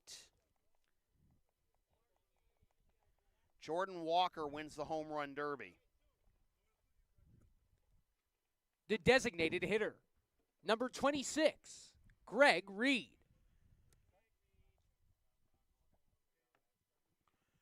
So Rick DeAngelis has just told the home plate umpire, it seems, that this is going to be the last hitter.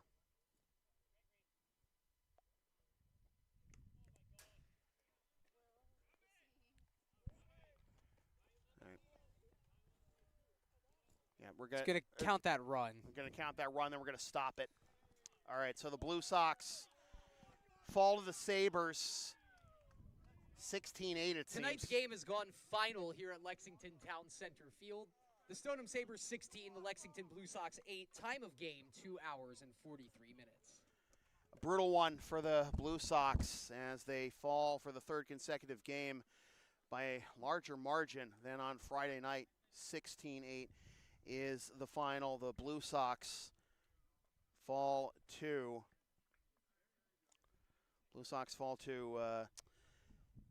10-6-1. The Sabres now at 11-7-1, and they are tied in the points column with the Americans. The Americans still have a game in hand in the loss column. So with that said, this has been a presentation of LSP, something for everyone since 2011.